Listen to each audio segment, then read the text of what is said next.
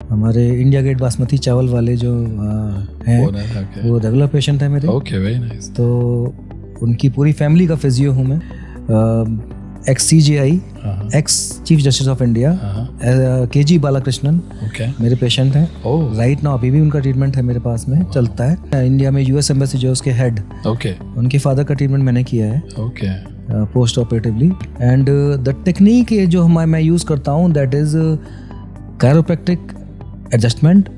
मतलब just one visit and it's done. 8 साल की माइग्रेन गायब। फेक मेडिसिन मतलब प्रॉपर मेडिकॉस में बिकता है? बिकती है। डॉक्टर कॉलेजेस का कुछ है क्या रैगिंग का? That was the last year जब रैगिंग खत्म हुई थी। उसके बाद हमारे बैच को रैगिंग झेलनी पड़ी।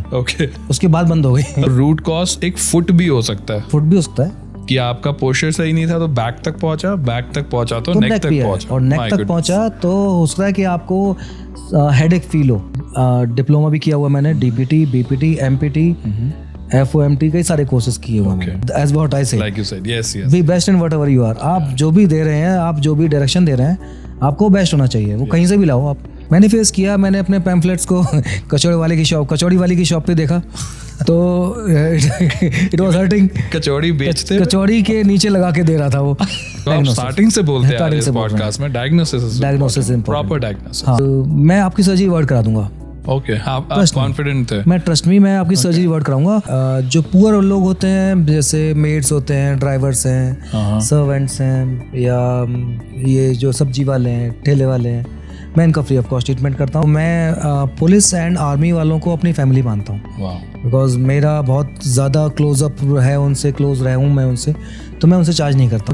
पुलिस वाले के बेटा रहा हूँ। माई फादर पहले पुलिस में थे, बाद में CID में आए, तो इसलिए उनसे मैं चार्ज नहीं करता हूँ, because they are there to help us, to guard us. Army वाले हमारी कंट्री के लिए हैं, तो मैं उनसे चार्ज नहीं करता हूँ। वो मेरी अपना पेट्रियटिज्म है, मैं चार्ज नहीं करता हूँ दोनों लोगों से।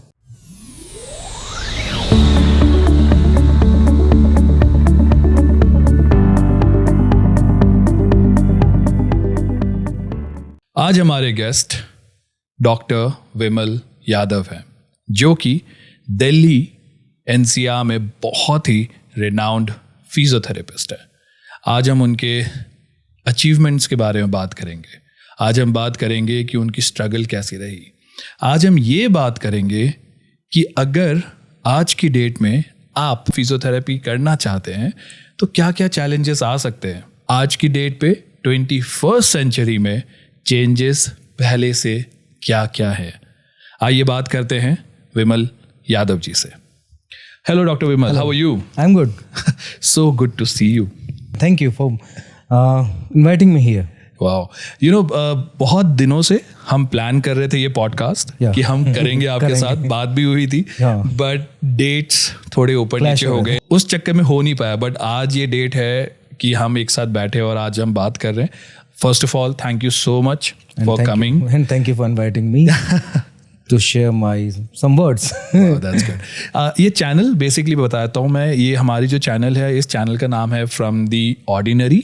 हमने ये चैनल उन लोगों के लिए रखा है जो बहुत ही ऑर्डिनरी लाइफ से एक बेटर लाइफ या फिर एक एक्स्ट्रा ऑर्डिनरी लाइफ जी रहे हैं। एंड आपकी स्टोरी पता है मेरे को कि कितना स्ट्रगल आपने किया है, कैसे आप आगे बढ़े।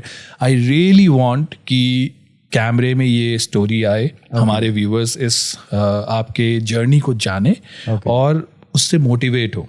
सो विदाउट टेकिंग टाइम, मैं आपसे रिक्वेस्ट करता हूँ, please let's start with a introduction of yours and then we'll take forward from there. Okay, मेरा नाम है doctor Vimal Yadav. By profession I am a physiotherapist and I have done few more add-on courses, or you can say some special techniques like cupping therapy, vacuum cupping therapy, dry needling and kinesiotaping जो हम sports के players को करते हैं, and TheraBand की जो exercise होती हैं। I am certified TheraBand exercise trainer as well as the gym ball trainer, वो जो बड़ी वाली बॉल होती है, वो जो बॉल बड़ी वाली बॉल होती है। And along with that different new techniques हैं। एंड मैं चाहता हूँ कि अपने आप को अपग्रेड करना, अपडेटेड रखना। जो ऑल ओवर द वर्ल्ड नई नई टेक्निक्स आ रहे हैं, जैसे फेशियल डिस्टॉर्शन मॉड्यूल एक टेक्निक होती है, एंड ऑस्टियोपैथी एंड मैनुअल जो टेक्निक्स होती हैं उनका अपग्रेडेशन एकदम बिल्कुल लेटेस्ट जो ऑल ओवर द वर्ल्ड जो आजकल चल रहा है, अलॉन्ग विद द न्यूरोमस्कुलर जो टेक्निक्स होते हैं उनसे। सो बेसिकली एंड मैंने मास्टर्स एमपीटी ऑर्थो फील्ड से किया हुआ है। ओके। सो इसकी वजह से थोड़ा सा डिटेलिंग होती है कि हमने काफ़ी ज़्यादा कुछ किया है, तो हम इन बेटर वे हम पेशेंट्स को उतना ज़्यादा हम fast and precise and accurate result दे सकते हैं। सो बेसिकली इन सारे एक्सपीरियंस के वजह से आपका डायग्नोस करने का तरीका भी बेटर एंड डिफरेंट होता है। डायग्नोसिस सबसे important thing is diagnosis, the most important thing कि आप मेडिकल फील्ड में अगर आप डायग्नोसिस प्रॉपर करते हैं then you are the king. You can save lots of money. lot of money because diagnosis sometimes क्या होता है कि बहुत सारे लोग ना डायग्नोसिस गलत करते हैं। So it's like कि आपको जो करना है वो आप नहीं कर पा रहे हैं, सॉरी, एंड आप डायग्नोसिस गड़बड़ हो गई तो आप ट्रीटमेंट ही गलत करेंगे। You need to go to the basic thing, the root cause thing, then only you can treat. Proper treatment. In that way patient will be satisfied and patient will get cured. Wow. Okay, so अब थोड़ी पुरानी बातें करते हैं। हाँ, sure, जैसे कि आपकी हिस्ट्री के बारे में। आई एम श्योर कि बहुत लोग ये जानना चाहते हैं कि आपने अपनी करियर की चॉइसेस कैसे ली और आपका एजुकेशन पीरियड कैसा रहा। Why did you choose to become a doctor in physiotherapy? So Why don't you start with that? Okay, basically मेरा स्कूल हमारी स्कूलिंग मेरी स्कूलिंग मथुरा में हुई है, यूपी में। मेरे फादर उस टाइम पे CID में थे, मथुरा में पोस्टेड थे। सो वहीं पे स्कूलिंग हुई है till 12th and till the completion of my course, that is BPT. Okay. But उसकी भी इंटरेस्टिंग स्टोरी है थोड़ी सी कि मैं चाहता था कि मेरे नाम के आगे डॉक्टर लगे। सो मैंने जो मेडिकल कोर्सेज जो मेन होते हैं लाइक CPMT उस टाइम पे चलता था, AFMC Pune, armed forces medical college Pune का, एंड UPPMT बहुत पॉपुलर है, बहुत पॉपुलर है, बहुत रेनाउंड है। एंड थर्ड वन जो था हमारा UPPMT, यूपी का सेपरेट प्री मेडिकल टेस्ट होता था दैट टाइम ऑल्सो, वो भी सब ट्राई किया। तो मैंने काफ़ी क्लियर किया था, मैंने AFMC मुझसे नहीं हो पाया एंड UPPMT का प्री क्लियर हो गया था, मेंस रह गया था same as CPMT। So but passion था कि नाम के आगे डॉक्टर लगाना है। सो मेरे फादर के फ्रेंड हैं ग्वालियर में, तो उनका हॉस्पिटल है। तो उन्होंने सजेस्ट किया कि आप बेटे को फिजियोथेरेपी में क्यों नहीं लाते हैं। तो फादर को उन्होंने बताया, तो फादर को थोड़ा सा माइंड में क्लिक किया कि हाँ ठीक है, this course is also good. तो उन्होंने मुझसे पूछा कि आप करोगे, मैंने कहा हाँ कर सकते हैं, एक बार देख लेते हैं कि मुझे भी नहीं पता था उस टाइम पे व्हाट इज़ फिजियोथेरेपी, बट थोड़ा सा आइडिया था कि बिकॉज डैडी का एक बार एक्सीडेंट हुआ था फादर का, तो हमारे जो ऑर्थोपेडिशियन थे वही ऑर्थोपेडिशियन ग्वालियर वाले, उनके पास ही ट्रीटमेंट हुआ था उनका। तो उन्होंने क्या किया था कि वैक्स को ना पिघलाकर बताया था कि आप इसको शोल्डर पे लगाना, just to relieve the pain as well as to relieve the stiffness. तो वो मुझे क्लिक किया था कि हाँ ऐसा कुछ चीज़ अगर है तो मेडिसिन से क्यों नहीं हो पाती है। अगर ऐसी कोई चीज़ है कि मेडिसिन नहीं कर पा रही है, so what is that thing कि आपका वो वैक्स ही कर रहा है, वो भी सुपरफिशियली लगा हील हो जाता है, हील हो जाता है इन द सेंस कि उनका सर्जरी हुई थी शोल्डर की, शोल्डर में स्टिफनेस थी, तो मुझे आइडिया नहीं था उस टाइम पे कि ये कुछ होता है। ये मुझे भी पता नहीं था। सो बेसिकली वैक्स मतलब मोम।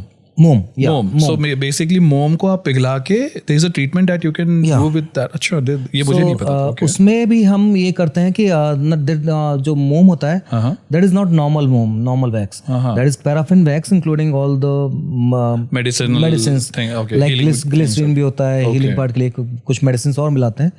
तो उसके साथ में हम अब जो हम wax बात करते हैं, ये लेटेस्ट पार्ट जो चल रहा है। बट उस टाइम पे फिर फादर ने बोला कि देख लो, मैं गया साथ में, फादर साथ में ले गए मुझे, तो उन्होंने कहा कि ठीक है एक बार देख लेते हैं। तो वहाँ से हमने कोशिश किया कि हम फिजियोथेरेपी में ही जाएंगे। एंड स्कूलिंग मेरी मैं अच्छा था, I was studious but top पे नहीं था। मैं फर्स्ट नहीं आता था, इवन सेकंड भी नहीं आता था। सो इस वजह से काफ़ी मतलब चीज़ों का सामना करना पड़ा मुझे अपने घर में कि पढ़ाई नहीं करता है, बट मेरा गेम्स में स्पेशली क्रिकेट में थोड़ा सा वो था इंटरेस्ट। सो बट उसके बाद में 12th के बाद में +2 के करने के बाद में फिजियोथेरेपी किया। जब करने गया on the very first day जो मेरा कॉलेज था, तो उन्होंने हमारे जो सीनियर थे 4th ईयर के या 3rd ईयर के, तो उन्होंने मुझसे सबसे पहले क्वेश्चन पूछा, फिजियोथेरेपी क्यों कर लिया आके यहाँ पे, इससे क्या होगा, तेरी जिंदगी बर्बाद हो गई। तो डिमोरलाइजिंग था, डिमोटिवेटिंग था। राइट। जो आपके जहाँ पढ़ने गए वहीं के सीनियर अगर वहीं के सीनियर बोल रहे हैं। On the other hand father वहाँ पे बैठे हुए थे, अब वो फी पे कर चुके थे। मैं उनसे क्या बोलूँ कि ये तो गलत कर दिया हम लोगों ने, हमने यहाँ पर आके गलती करी या फिर फिजियोथेरेपी कोर्स को चूज करके गलती करी। बट इवन देन मैंने सोचा कि let's face the struggle and the challenge. So उस टाइम पे मैंने किया। So with the intention that आप एक डॉक्टर बनना चाहते थे एंड फिजियोथेरेपी, क्या आपके पास वो लास्ट ऑप्शन था या इसके बाद आप और भी ऑप्शन हो सकते थे कि मैं दोबारा से ट्राई करता, मैं कुछ कोचिंग लेके ट्राई करता, बट मैं उसमें अपना टाइम वेस्ट नहीं करना चाहता। मतलब इतने वाइज थे आपके, हाँ आप मुझे टाइम वेस्ट नहीं करना है, मुझे अपने टाइम को यूटिलाइज करना था। राइट। दो आई कैन डू कि मैं फिजियोथेरेपी करता रहूँ, साथ में अपने आप पढ़ाई करके मैं वापस से ट्राई करूँ, बट मेरा उसमें मन नहीं लगा। सो जैसे आज कई स्टूडेंट्स ऐसे भी हैं जो काफ़ी किसी एग्जामिनेशंस या काफ़ी यूपीएससी ऐसे चीज़ों को निकालने में लगे रहते हैं। सो डू यू थिंक कि एक बार आपने ट्राई किया, आपका अगर वहाँ सिलेक्शन नहीं हुआ, देन मे बी चलो try for 1 second more time, but बहुत लोग हैं, मैंने सुना है कि 3-3 4-4 बार वेट करते हैं कि 3rd टाइम भी कर लूँ, 4th टाइम भी कर लूँ, और टाइम वेस्ट होता है। मुझे नहीं पता वो पैशन है कि टाइम वेस्ट है, but what do you think, like आज की डेट पे, टुडे के डेट पे, आपके टाइम पे तो ऑब्वियसली चीज़ें थोड़ी डिफरेंट थी, डिफिकल्ट थी, एक्सपोजर टू बहुत सारे इंफॉर्मेशन इंटरनेट में थी, बट इंटरनेट इतना पॉपुलर भी नहीं था कि राइट आज के।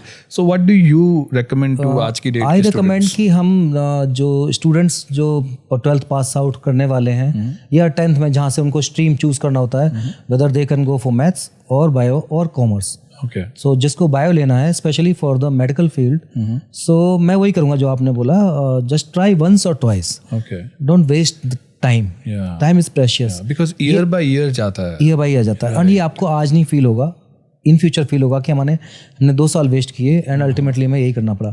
एंड सेकेंड इंपॉर्टेंट थिंग कि जो व्हाट आई फील कि सपोज आपने एनी हाउ आपने 2 years पास किए, I am not talking about the passion, I'm talking about the medical course, that MBBS thing. Okay.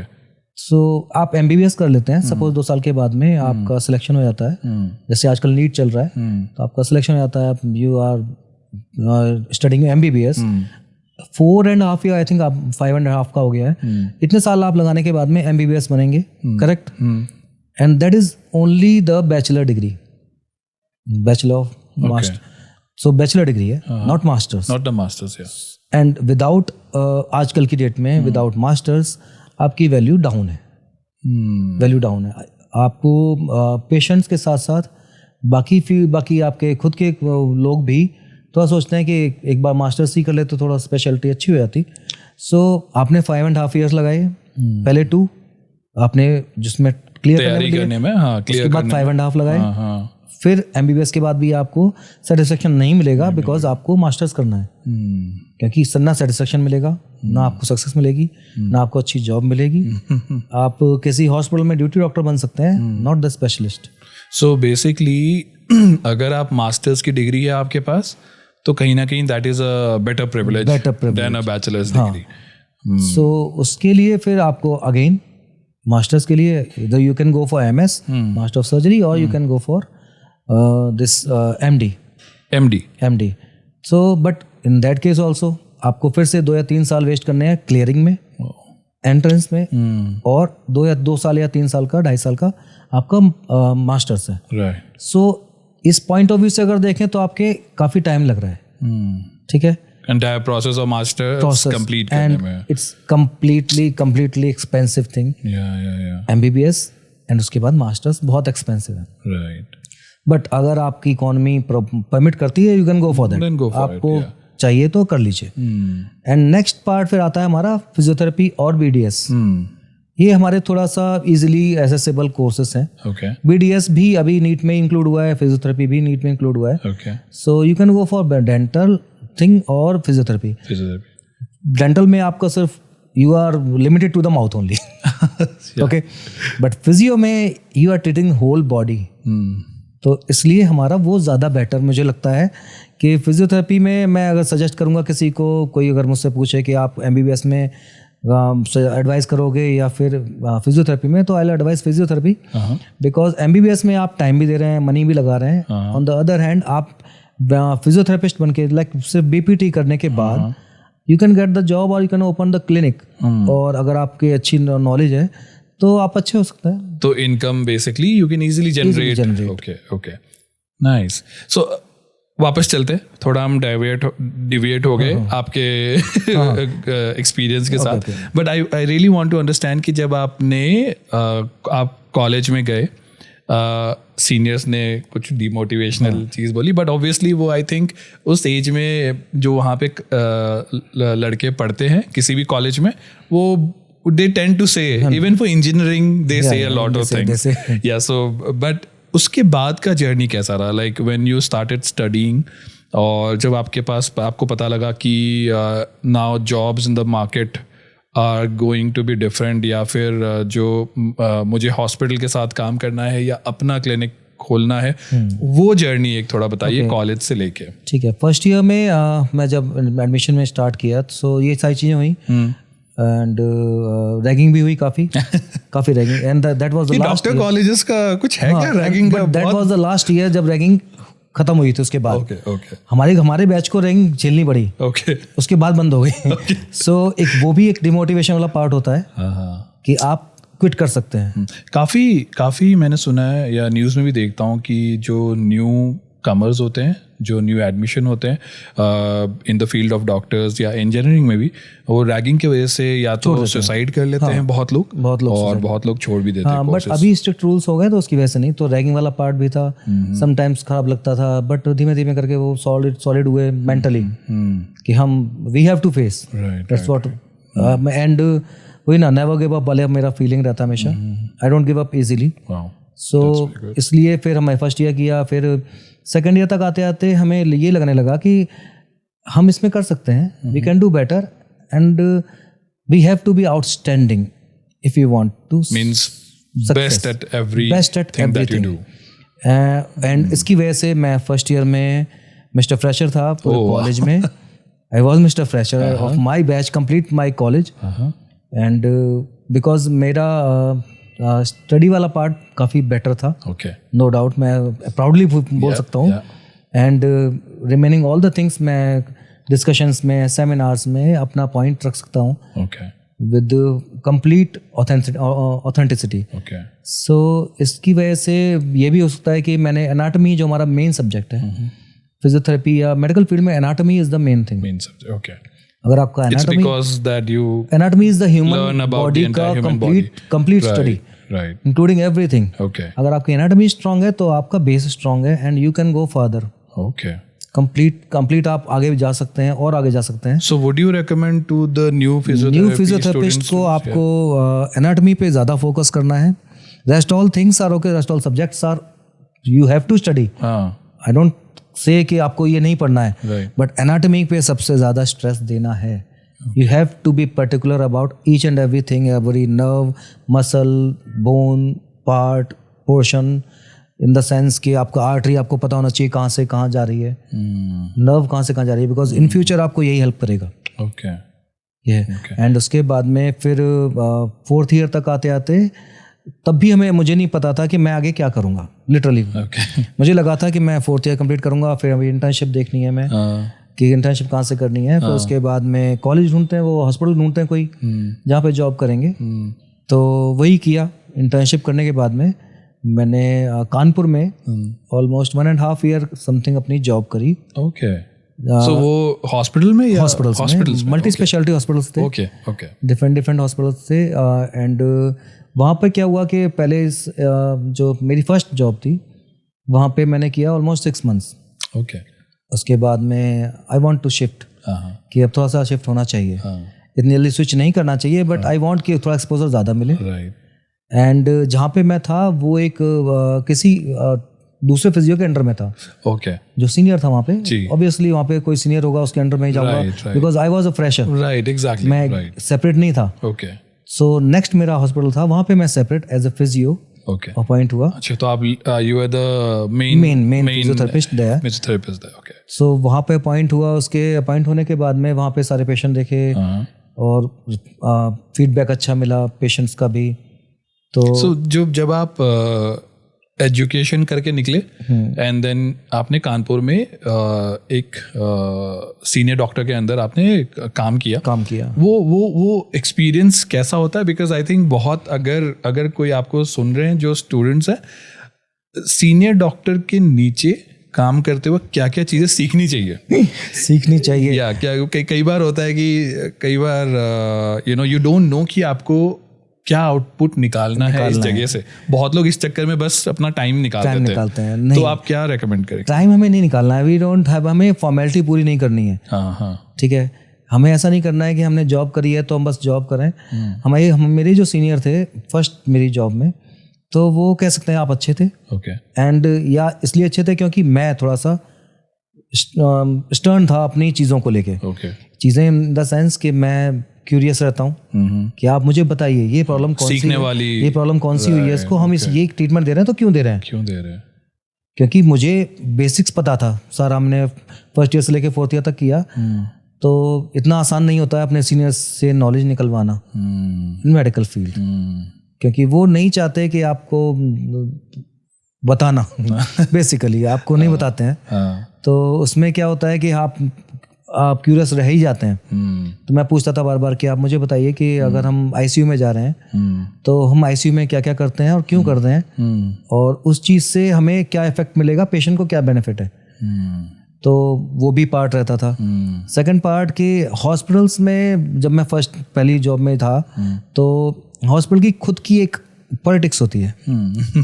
Hospital के अंदर स्टाफ के अंदर, डॉक्टर्स के अंदर, फिजियोज के अंदर एक पॉलिटिक्स चलती है। अच्छा, कि जिसको वो प्रेफरेंस देते हैं। I was a new physio there, but उसमें से पहले भी और भी थे, तो वो अपने अपने पर्सन्स को ही प्रेफरेंस देते थे। तो क्या होता था कि जब मैं न्यू कमर था तो जो भी काम है जाओ तुम ही करो जाके, हम नहीं करेंगे, हम तो बैठेंगे आराम से।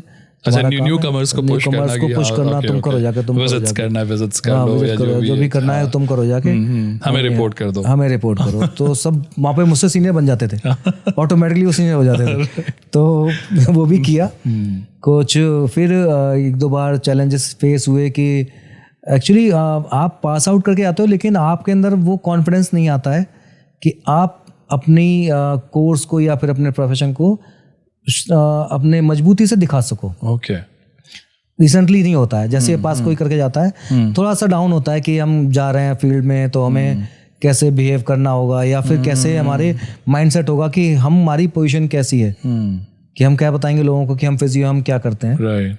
तो इसकी वजह से क्या हुआ कि 1-2 बार ऐसा हुआ कि एक नर्सिंग स्टेशन था जो हॉस्पिटल्स में होते हैं, तो मैं अपनी रेगुलर जो हमारा ड्यूटी था, हमारा काम था। नर्सिंग स्टेशन क्या होता है? नर्सिंग स्टेशन हर एक जैसे हॉस्पिटल होता है ना, हॉस्पिटल में हर एक फ्लोर पे एक नर्सिंग स्टेशन होता है जहाँ पे सारी फाइल्स इकट्ठी होती हैं। अच्छा, ओके। जहाँ पे सारी फाइल्स इकट्ठी होते हैं, पेशेंट का सारा रिकॉर्ड रहता है। एवरी फ्लोर में होता है, राइट। उस फ्लोर का होता है। आप जाके कुछ भी इंफॉर्मेशन पूछना है, डॉक्टर भी आते हैं, सबसे पहले आते हैं, वहीं पहुंचते हैं, वहीं चेक करते हैं, वहीं से सारी पेशेंट की फाइल लेके जो नर्सिंग स्टाफ है वो साथ साथ चलता है डॉक्टर्स के। तो मैं एज ए फिजियो वहाँ पे पहुंचा, मैंने कहा कौन कौन से पेशेंट हैं इनको मुझे फिजियो करनी है। मैं देख रहा था तो नर्सिंग की जो वहाँ की उस फ्लोर की जो हेड थी वो बोलती है अभी नहीं, बाद में आना। तो आई वॉज लिटिल शॉक्ड कि वो मुझसे कैसे बोल सकती है, जबकि आप वहाँ पे हेड डॉक्टर या लीड कर रहे थे। लीड कर रहा था मैं, उस फ्लोर को तो लीड कर रहा था कम से कम। एनीवे मैं न्यूकमर था, बट उस फ्लोर पे उस टाइम पे तो मैं लीड कर रहा था। तो उस टाइम पे थोड़ा लगा कि ऐसे कैसे बोल सकती है। तो ये चीज़ें स्टार्टिंग में फेस हुई, प्रॉब्लम हुई थी थोड़ी सी, स्ट्रगल हल्का नहीं था। फर्स्ट जॉब मिलने में भी मुझे टाइम लगा। एवरीडे हर एक हॉस्पिटल में जाना, पूछना कि हमें कैसे कैसे करना है। चैलेंजेस है Challenges थे काफी। बट आपको पेशेंस रखना है। पेशेंस रखिए और पेशेंस रख के चीजों को लर्न एंड अडेप्ट दोनों करिए। सिचुएशन के हिसाब से अडेप्ट भी हो जाइए और सीख भी लीजिए और देन मूव अहेड। सीखना भी है आपका, everyday is a experience. Everyday is experience. तो हर रोज आपको सीखने को ही मिलेगा। और प्रॉब्लम ये होती है कि लोग आजकल क्या होता है कि स्टूडेंट्स होते हैं जैसे ही पास आउट करते हैं सोचते हैं हमें तुरंत जॉब मिल जाए, तुरंत हम एकदम टॉप पे पहुंच जाएं। तो ये चीज़ मैं अभी सही नहीं मानता हूँ, अभी भी सही नहीं मानता हूँ। मैंने सीखा ज़्यादा है, जिसको बोलते हैं लर्निंग प्रोसेस मेरी अभी भी नहीं रुकी है। अभी भी सीख रहा हूँ, अभी भी सीख रहा हूँ, अभी भी कर रहा हूँ मैं। अभी रिसेंट आपने क्या कोई सर्टिफिकेट या कोई कोर्सेज ऐसा कुछ अभी मैंने FDM किया है, फेशियल डिस्टॉर्शन मॉड्यूल किया है। ओके, क्या होता है ये? हमारी बॉडी में फैशिया होती है।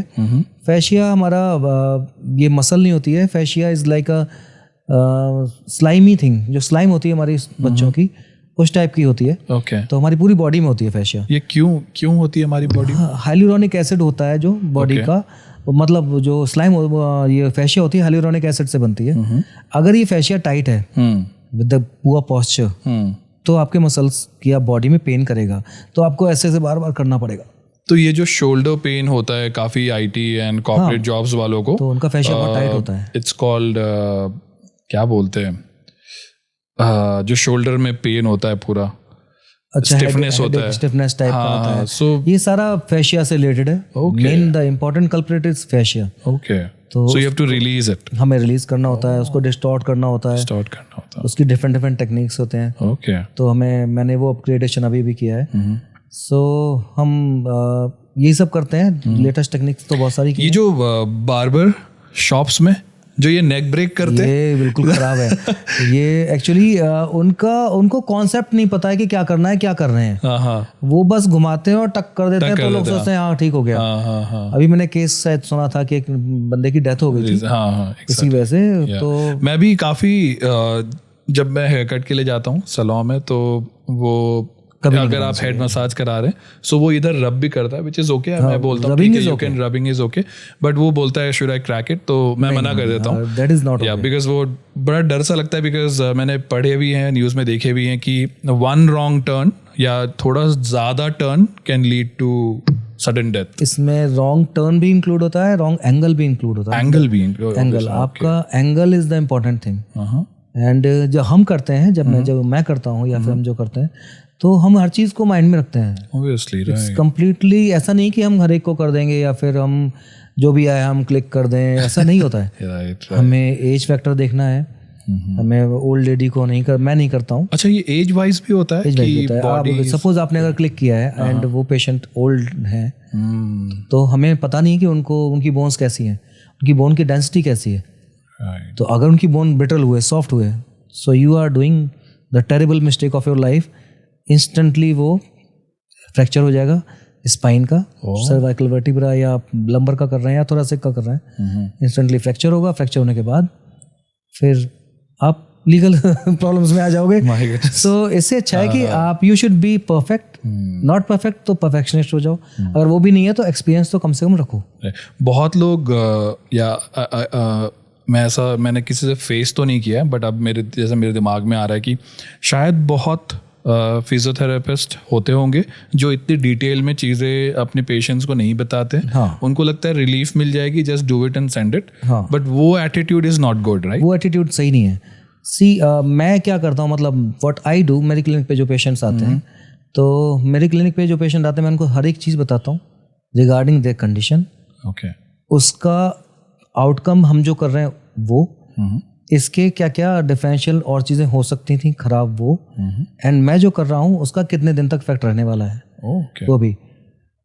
And the important thing is, patients क्या होते हैं, सोचते हैं नॉर्मल लोगों का परसेप्शन यही है कि ऑर्थोपेडिशियन लिख देगा क्या क्या कराना है, क्या क्या करने के बाद में हम फिजियो के पास जाएंगे, 8-10 दिन कराएंगे, हमें आराम मिल जाएगा। इन दैट केस ऑर्थोपेडिशियन जो है उन्होंने आपको ट्रीटमेंट लिख के भेज दिया, that is a separate thing. वो एक डिफरेंट इशू है कि उन्होंने जो लिखा है, क्या लिखा है, क्यों लिखा है।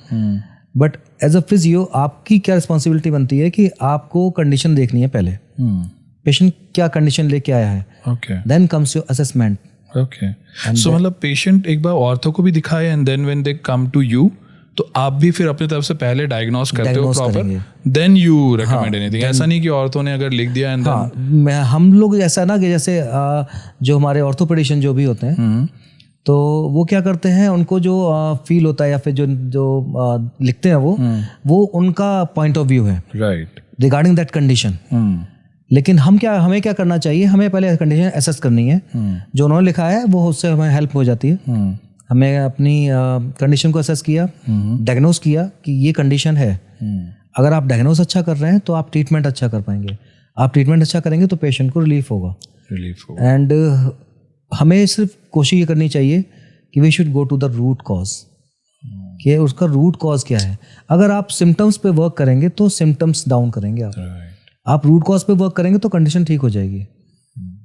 और इसमें कई सारी चीज़ें होती हैं, डिटेलिंग बहुत सारी है। जैसे किसी का लोग बोलते हैं कि हमारा बैक में पेन आ रहा है और हम डॉक्टर के पास गए हैं, ऑर्थोपेडिशियन के पास गए हैं, उन्होंने दवाई दी, जब तक दवाई खाओ तो तक आराम रहता है, उसके बाद फिर से वही पेन शुरू होता है। एंड ये काफ़ी टाइम से चल रहा है, 15 साल से चल रहा है, 18 साल से चल रहा है। देन कम्स योर पार्ट, आपका रोल क्या है इसमें। किस ऑर्थोपेडिशियन जो हमारे सर्जन सर हैं उन्होंने देखा और उन्होंने बता दिया कि आप ये मेडिसिन खाओ ठीक हो जाएगा, बट वो चलता है, आ रहा है। आपका पार्ट क्या है कि आप अब चेक करेंगे डिटेलिंग, आप चेक करेंगे उसके शूज कि कौन सी शूज पहन रहा है, कि कौन सा शू कितने दिन से पहन रहा है। सपोज क्या होता है, लोग कहते हैं कि उनका शूज तो 3 साल से चल रहा है, एंड आपने देखा होगा पेशेंट कुछ लोगों का ना शू एक साइड से घिसता है, पीछे की तरफ से या तो राइट साइड में एड़ी के पास में घिसेगा, एंकल के में, हील के पास में, या लेफ्ट साइड से घिसेगा, राइट। वो उस पर ध्यान नहीं दे रहे हैं। बट हमारा हो सकता है कि आपका रूट कॉज वहां पे आ रहा है, पोस्चर बेसिकली, पोस्चर एंगुलेशन। आपने हील को गलत तरीके से डाला, मसल में स्ट्रेन आया, अपर ग्लूट्स में आया, बैक में स्ट्रेन आया, बैक पेन आ गया। अब बैक पेन आएगा तो कंफर्म है नेक पेन आएगा। पेशेंट को पता ही नहीं है कि उसको प्रॉब्लम क्या है। सो अगर देखा जाए अभी आपके इस बात से, तो रूट कॉज एक फुट भी हो सकता है, कि आपका पोस्चर सही नहीं था तो बैक तक पहुंचा, बैक तक पहुंचा तो नेक तक पहुंचा, और नेक तक पहुंचा तो हो सकता है कि आपको हेडेक फील हो, चक्कर भी आ सकते हैं। उसका रीजन ना हेड है, ना नेक है, ना बैक है, उसका रीजन लाई कर रहा है आपके शूज में। Okay. कुछ लोग होते हैं जैसे कि जैसे एक मेरी पेशेंट थी, तो वो कंप्लेंट कर रही थी कि उनको बैक में पेन है, बैक के साथ साथ पूरी बैक में पेन है, और उनको हेडेक आता है बैक से लेके यहाँ तक। और काफ़ी अच्छे वो थे, अच्छी फैमिली से थे, elite family you can say. तो सिंगापुर से लेके कई जगह उन्होंने दिखा के आए थे, दिल्ली में सारे डॉक्टर्स को दिखा दिया, मेदांता इंक्लूडिंग, जो भी देखते थे वो सिम्टम्स पे वर्क कर रहे थे। उन्होंने शायद किसी को बताया भी नहीं कि हमको ये प्रॉब्लम है।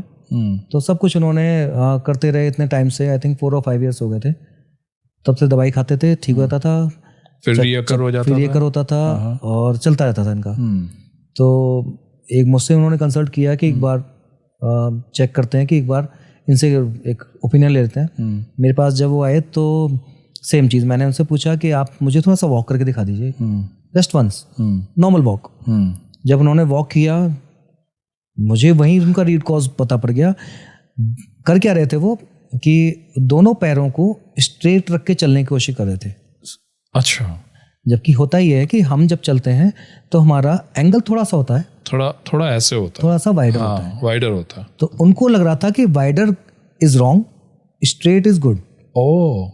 तो उन्होंने अपना एंगल चेंज कर लिया।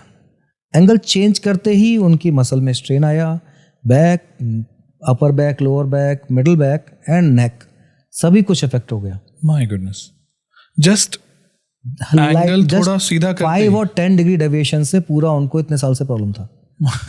मैंने उनको इंस्टेंटली बताया कि आपको ऐसे नहीं चलना है। उन्होंने कहा कि मैं ऐसे ही चल रही थी अभी तक, मैं तो सोच रही थी कि यही सही है। मैंने उनको चेंज कराया। मैंने बोला कि आप ऐसे नहीं चलेंगे, अब आप ऐसे चलेंगे। जैसे ही वो चले, उनको फील हुआ कि अब थोड़ा लाइट हो गई हैं, थोड़ा सा रिलीजिंग करनी होती है कि हमें मसल्स टाइट हो जाते हैं। तो वो भी किया हमने। तो मैंने उनसे सेशन के बाद पूछा कि now what are you feeling, she said कि ये फीलिंग तो कभी आई नहीं है क्योंकि medicines are not the cure, allopathic medicines cure नहीं है, ठीक है, राइट। एलोपैथिक मेडिसिन से क्योर नहीं होता है, सप्रेस कर देता है, सप्रेस कर देता है। कोई भी कंडीशन हो, कोई भी मेडिसिन हो, एलोपैथिक मेडिसिन क्योर नहीं करती है, करती ही नहीं है। वो हमने क्या किया, हमने जो ट्रीटमेंट किया उससे क्या हुआ, हमने उनको बस पैटर्न चेंज कराया, कुछ नहीं किया। मैंने उनका बस एंगुलेशन थोड़ा सा चेंज कर दिया। नाउ अभी उनका वापस कॉल आया था कि आई एम कम्प्लीटली फाइन, कोई प्रॉब्लम नहीं है। अब तो लग ही नहीं रहा है कि कभी पेन था भी मुझे। सो ऐसी चीज़ें हैं कि हमें पता भी नहीं होता है कि हम क्या गलती कर रहे हैं। अब किसी के, आपको सपोज अगर आपके किसी पेशेंट के ग्रेट टो में, पैर के अंगूठे में अगर कुछ प्रॉब्लम है तो उसका रीज़न हो सकता है कि आपके नेक में पेन हो या शोल्डर में पेन हो। तो इस तरह से क्रॉस काइनेटिक चेन वर्क करती है। तो ये सारी चीज़ें हैं। तो हम उसी पे आते हैं, हमारे कॉलेज लाइफ के बाद में स्ट्रगल था, काफ़ी था। हमने हॉस्पिटल में स्ट्रगल देखा कि कैसे लोग अपनी पॉलिटिक्स के साथ में कोशिश करते हैं कि इसको हटा दें यहाँ से। तो ये चीज़ें होती हैं रियल लाइफ में। हाँ, रियल लाइफ में होती हैं। कोशिश करते हैं कि इसको इतना सप्रेस कर दें कि अपने आप ही भाग जाएगा यहाँ से। फिर जब मैं सेकंड टाइम में जब आया तो वहाँ भी थोड़े चैलेंजेस थे। नए हॉस्पिटल में आप हेड फिजियो बन रहे हैं, so you have to be the perfect कि आप उनके लिए पेशेंट्स को ट्रीट करेंगे और आपका आउटकम फीडबैक अच्छा रहना चाहिए। गुड एग्जाम्पल सेट करेंगे आप हेड बनेंगे वहाँ पे। हेड अपने आप में एक रिस्पॉन्सिबल पोस्ट है, राइट। कहते हैं कि वहाँ तक पहुँचना इजी नहीं होता, बट उस चीज़ को मेंटेन करना, हाँ, वो डिफिकल्ट है, राइट। सो हम फेलियर्स भी थे, ऐसा नहीं है कि I was perfect all the time, right. Starting में फेलियर्स थे। मैं कोशिश करता कि हर एक की कोशिश होती है कि ठीक करने की, बट द सेम वे कि हमने डायग्नोसिस नहीं करी। हम जाते जाते कोर्स पास करने के बाद में हम ऐसा नहीं कि हम डायग्नोसिस सबसे पहले सीख लेंगे और सब कुछ कर लेंगे, ऐसा नहीं होता। तो वही मेरे साथ भी था, डायग्नोसिस नहीं कर पाए। हमें लगा कि बैक में पेन है तो बैक को ठीक कर लेते हैं, ठीक हो जाएगा। हमने सेशन देते रहे, पेशेंट्स कंप्लेन करते थे कि नहीं ठीक हो रहा है। तो फिर कम टाइम आता है कि आपको इस बारे में सर्च करना है कि जो प्रॉब्लम आ रही है उसको आपसे ठीक क्यों नहीं हो रही है। फिर आप डिटेलिंग में जाते हैं उसके। सो ये बेसिकली आप बता रहे कि एक डायग्नोस करने का या फिर एक प्रॉपर डायग्नोस कैसे करें, कैसे सीखना है। तो हमें फिर उसमें डिटेलिंग जानी है। सारी हमारी मेडिकल की बुक्स जो भी होती हैं सब कुछ हमने पढ़ा, वापस से पढ़ा कि इसको प्रॉब्लम क्या क्या हो सकती है। इसको हम डिफरेंशियल डायग्नोसिस बोलते हैं। कि अगर किसी को शोल्डर में पेन है तो it is not always frozen shoulder. Shoulder में बहुत सारी कंडीशंस हैं। सुप्रास्पाइनस टेंडाइटिस हो सकती है, बाइसेप्टल टेंडाइटिस हो सकती है। फ्रोजन शोल्डर एक कॉमन टर्म है, बर्साइटिस हो सकती है। आई थिंक मैं फ्रोजन शोल्डर ही बोलना चाह रहा था, मेरे को याद नहीं आ रहा था। तो ये फ्रोजन शोल्डर जो है टेक्निक, इसमें कॉमन टर्म में सब कुछ लेमैन टर्म में ले आते हैं, बट ऐसा नहीं होता। तो इस चीज़ को हम डिफरेंशियल डायग्नोसिस बोलते हैं। उसके फिजिकल टेस्ट होते हैं। ये it is up to the physio कि वो क्या डायग्नोस करके उसने निकाला है। एंड हर एक चीज़ का ट्रीटमेंट भी डिफरेंट है, तभी आप उससे रिलीफ ला पाएंगे, राइट। अगर आप किसी सुप्रास्पाइनस टेंडाइटिस है, एक कंडीशन होती है, सुप्रास्पाइनस मसल है, उसके टेंडन का इन्फ्लेमेशन हो जाता है। तो अगर आप सुप्रास्पाइनस टेंडाइटिस को फ्रोजन शोल्डर की तरह ट्रीट करेंगे, so you will not be successful. Patient क्या बोलते हैं? Supraspinatus tendinitis. ये क्या होता है एग्जैक्टली? शोल्डर में पेन रहता है। अच्छा। तो रेंजेस प्रॉपर होती हैं, लेकिन एंड रेंज पेनफुल होगी। मूवमेंट करने के टाइम पे या कुछ रोटेशन जैसे आपको लगा कि आपको यहाँ पे ऐसे करके हाथ को ऐसे पीछे उठाने में पेन आ रहा है, इस तरह से पेन आ रहा है और किसी मूवमेंट में नहीं है। रोटेशन में पेन है, आप हाथ पीछे नहीं कर पा रहे हैं, नीचे डाउन करके आप पीठ पे, बोलते हैं ना लोग कि हम खुजली नहीं कर पा रहे हैं, राइट। बैक हाथ नहीं जा पा। एक्चुअली मैंने ये सुना है ओल्ड एज पीपल में ज्यादा अकर होता है। बट इज इट ट्रू कि ये ओल्ड एज में ही होता है ज्यादा? ऐसा नहीं है। It can happen to anyone. क्या सिम्टम हो सकते हैं होने के? Like what can be the reasons? Reason different है। अगर आपका कहीं जर्क लगा है, आपने कुछ सपोज कोई प्लेयर है उसने कैच किया है ओवर स्ट्रेच्ड हैंड में, तो वहाँ से टेंडन में इन्फ्लेमेशन हो जाता है। मैक्रो टीयर्स आते हैं पहले, अगर आपने ओवर स्ट्रेच कर दिया without any warm up, okay, without any warm up आपने ओवर स्ट्रेच कर लिया तो मसल फाइबर में माइक्रो टीयर आते हैं जो अपने आप हील हो जाते हैं। बहुत सारे लड़के जो जिम जाते हैं वो विदाउट वार्म अप अपना शुरू कर देते हैं तो काफी वही होता है। तो माइक्रो टीयर्स आते हैं, बॉडी जनरली माइक्रो टीयर्स अपने आप हील कर लेती है। बट अगर माइक्रो टीयर में भी आप अपने आप को चलाते रहे हैं, बॉडी को यूज कर ही रहे हैं, रेगुलरली यूज कर रहे हैं, तो वो सस्टेन कर जाता है वहाँ पे, इन्फ्लेमेशन परसिस्ट करता है, हीलिंग थोड़ी सी डिले हो जाती है। तो इस तरह से प्रॉब्लम्स होती हैं। तो हमें फिर डायग्नोस करना है कि इनको प्रॉब्लम है क्या। तो वही मेरे साथ भी होता था, डायग्नोस नहीं हो पाया, फेलियर हो गए। हमने जो सेशन दिए उनको रिलीफ नहीं हुआ, सो डिमोटिवेशन होता, थोड़ा सा खराब लगता था। पेशेंट एंड मैं थोड़ा सा ज़्यादा वो हूँ, एज आई टोल्ड यू, कि मैं गिव अप नहीं करता इजीली। गिव अप नहीं करता हूँ तो फिर मुझे टेंशन रहती है कि मैं ठीक क्यों नहीं कर पाया हूँ, करना चाहिए मुझे। अगर मैं फिजियो हूँ सो आई हैव टू। पेशेंट एक होप, एक उम्मीद के साथ आता है। और पेशेंट जब भी आपके पास आया है ना, तो माइंड में उसके क्या चल रहा है कि हम इनके पास जा रहे हैं, हम ठीक हो जाएंगे। और आपसे वो अगर वो सेटिस्फेक्शन नहीं मिल पाता, सो आप अपने आप में फेल हो। पेशेंट के लिए तो ये है कि आपके पास आया और नहीं हुआ तो किसी और पास जाएगा, वापस से ऑर्थोपेडिशियन पास जाएगा। बट एज अ फिजियो आप इंस्पेक्ट करेंगे कि यार हमसे क्यों नहीं हो पाया। सो अगर आपने वो चीज़ अपनी देखी, ध्यान उस पर, अपनी कमजोरियों पे फोकस किया, सो आप अचीव कर पाएंगे आगे। सो बट इन सब के टाइम पे द स्ट्रगलिंग पार्ट ये था, फैमिली से मुझे कभी कोई प्रॉब्लम नहीं रही थी, क्योंकि फादर अच्छा कमाते थे। मेरा बैकग्राउंड बहुत फाइनेंशियली स्टेबल, फैमिली वाइज बहुत स्टेबल है, बहुत स्ट्रांग है, काफ़ी स्ट्रांग है। मेरे ग्रैंडफादर से लेके फादर से लेके सब कुछ बहुत स्ट्रांग है। बट मैं अपने आप को प्रूव करना चाह रहा था। सो पहली सैलरी मुझे मिली जो मुझे 4,000 की, 4,000, you won't believe, 4,000 per month.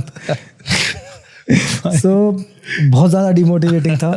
इतना कुछ टाइम लगाने के बाद, इतना आपको कोर्स में इन्वेस्ट करने के बाद आप 4,000 की सैलरी कर रहे हो। डैडी ने तो कभी बोला ही नहीं कि क्या कर रहे हो। मम्मी जरूर बोलती थी कि इतने इसके लिए पढ़ाया था हमने, 4,000 रुपये के लिए पढ़ाया था। सो फर्स्ट ईयर के बाद से मैंने होम विजिट स्टार्ट कर दी थी कि थोड़ा सा होम विजिट्स में इनकम अर्निंग स्टार्ट हो जाती है थोड़ी सी। मैं पूछना चाह रहा था बीच में कि ये कौन से ईयर में था 4,000? फर्स्ट तो 2005 में, स्टिल इट वाज लेस। 2005 में जो मेरी फर्स्ट ईयर में था, पीपीटी फर्स्ट ईयर में, तब मैंने अपनी होम विजिट स्टार्ट कर ली थी। लेकिन 2009 में जब मैं पास आउट हुआ था तब 4,000 सैलरी मिली थी मुझे।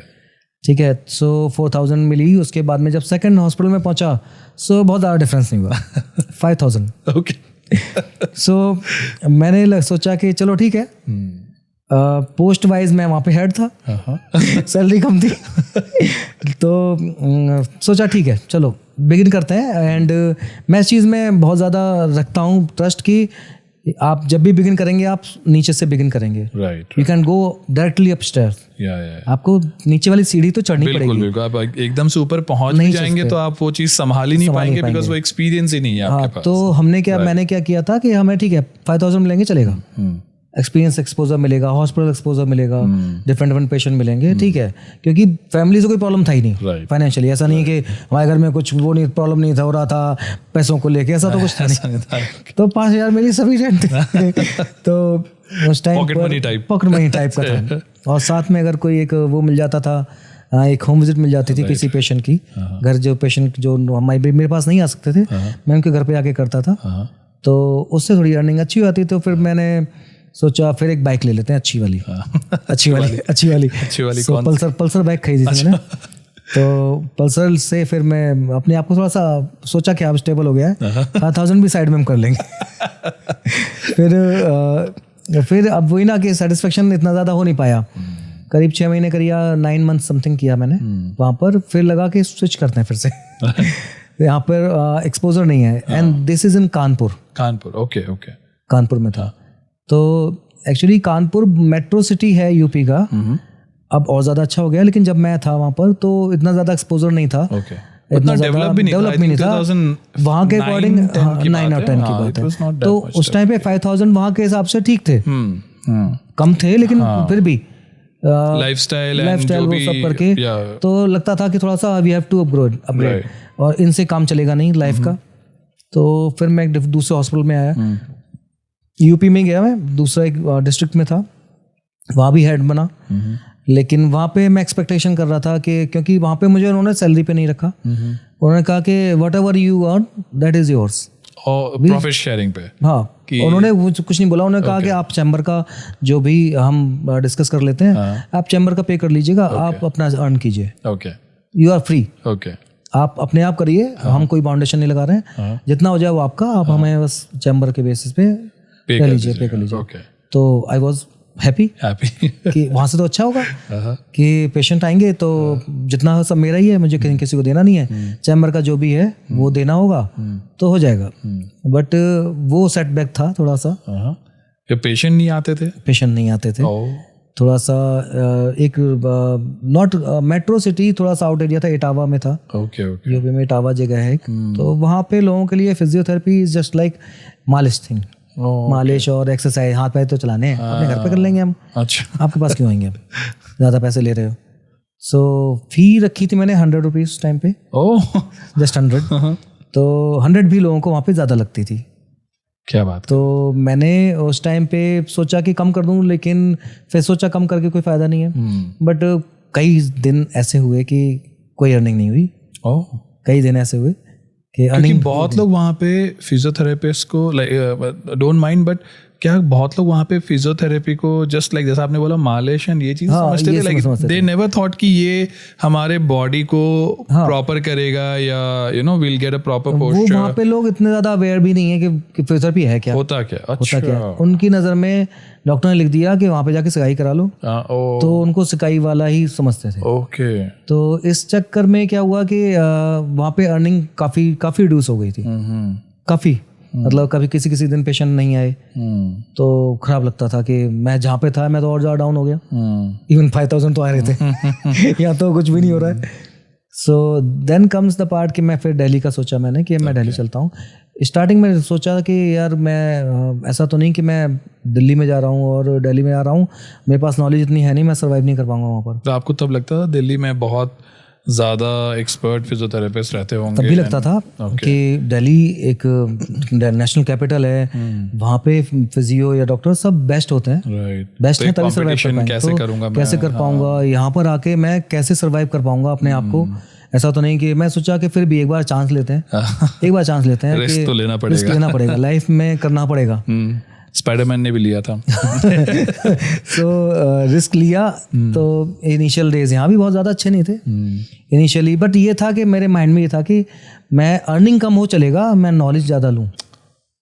नॉलेज अभी भी ये नॉलेज गेन करने वाला थॉट प्रोसेस आपके दिमाग में चल रहा था? तब भी चल रहा था। मुझे लगता था कि मैं I don't want to be confined at a small place. Exposure चाहता था। राइट। मैं चाहता था कि आज की डेट में जो चल रहा है वर्ल्ड में या इंडिया में, एटलीस्ट दिल्ली में मैं कम से कम उससे कोप अप तो कर सकूं कि जो टेक्निक्स है वहाँ की जो दिल्ली में चल रही हैं, थोड़ा सा अपग्रेडेशन तो हो जाए, नहीं तो फिर वापस वहीं चले जाएंगे, क्या दिक्कत है। ये मुझे आपका थॉट बहुत अच्छा लगा, बिकॉज बहुत टाइम पे ऐसा होता है जब चीज़ें सही नहीं चल रही होती हैं तो आप फोकस करने लग जाते हैं कि पैसे कैसे कमाएं। लोग अपने स्किल्स को एनहांस या बेटर बनाने के लिए सोचते ही नहीं है। वो सोचते हैं कि कैसे मैं पैसे कमा लूं या कैसे मेरा मंथली इनकम आता रहे। यही इनकी प्रॉब्लम है। यही प्रॉब्लम है सबसे बड़ी। तो क्या हुआ था कि मैं दिल्ली आया, दिल्ली में आके जो जॉब करी मैंने वो 7000 रुपीज पे करी थी। 5 से 7 आए। बहुत बड़ी बात। ओके। तो मुझे लगा 5 से 7 एंड इस बीच में जो बीच वाला पार्ट था जिसमें कुछ नहीं था, तो मुझे लगा 7000 भी चलो ठीक है। सो मैं रहता था वैशाली में। यहाँ पे गाजियाबाद में वैशाली है, वहाँ से डेली अप डाउन करता था। तो दिल्ली रेगुलर आना जाना। वैशाली से दिल्ली डेली अप डाउन करता था। सो 7000 में मेरे 4200 समथिंग एक्सपेंड हो जाते थे मेट्रोज में। मेट्रो रिक्शे में एक्सपेंड हो जाते थे। तो इसकी वजह से मेरे पास बचता बहुत कम था, बट मैं हैप्पी था कि मैं सीख रहा हूँ।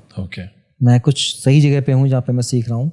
तो जिसके अंडर में मैं था उन्होंने बहुत ज़्यादा नहीं सिखाया, लेकिन हाँ थोड़ा सा स्टार्ट हुआ मेरा कि मैं अब वहाँ से निकल के बाहर आया तो थोड़ा सा मुझे एक्सपोजर मिला कंडीशन को समझने का, डायग्नोस करने का। सो जब आप दिल्ली में किसी सीनियर के अंदर थे और जब आप कानपुर में किसी सीनियर के अंदर थे, बहुत ज़्यादा डिफरेंस, बहुत ज़्यादा प्रॉब्लम था।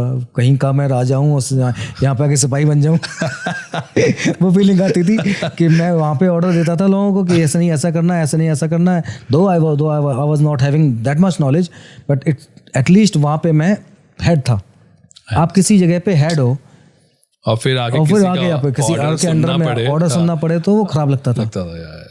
फिर वो हैबिचुअल होने में टाइम लगता है थोड़ा। मुझे टाइम लगा था ऑलमोस्ट 1 ईयर 1 साल करीब लग गया था मुझे।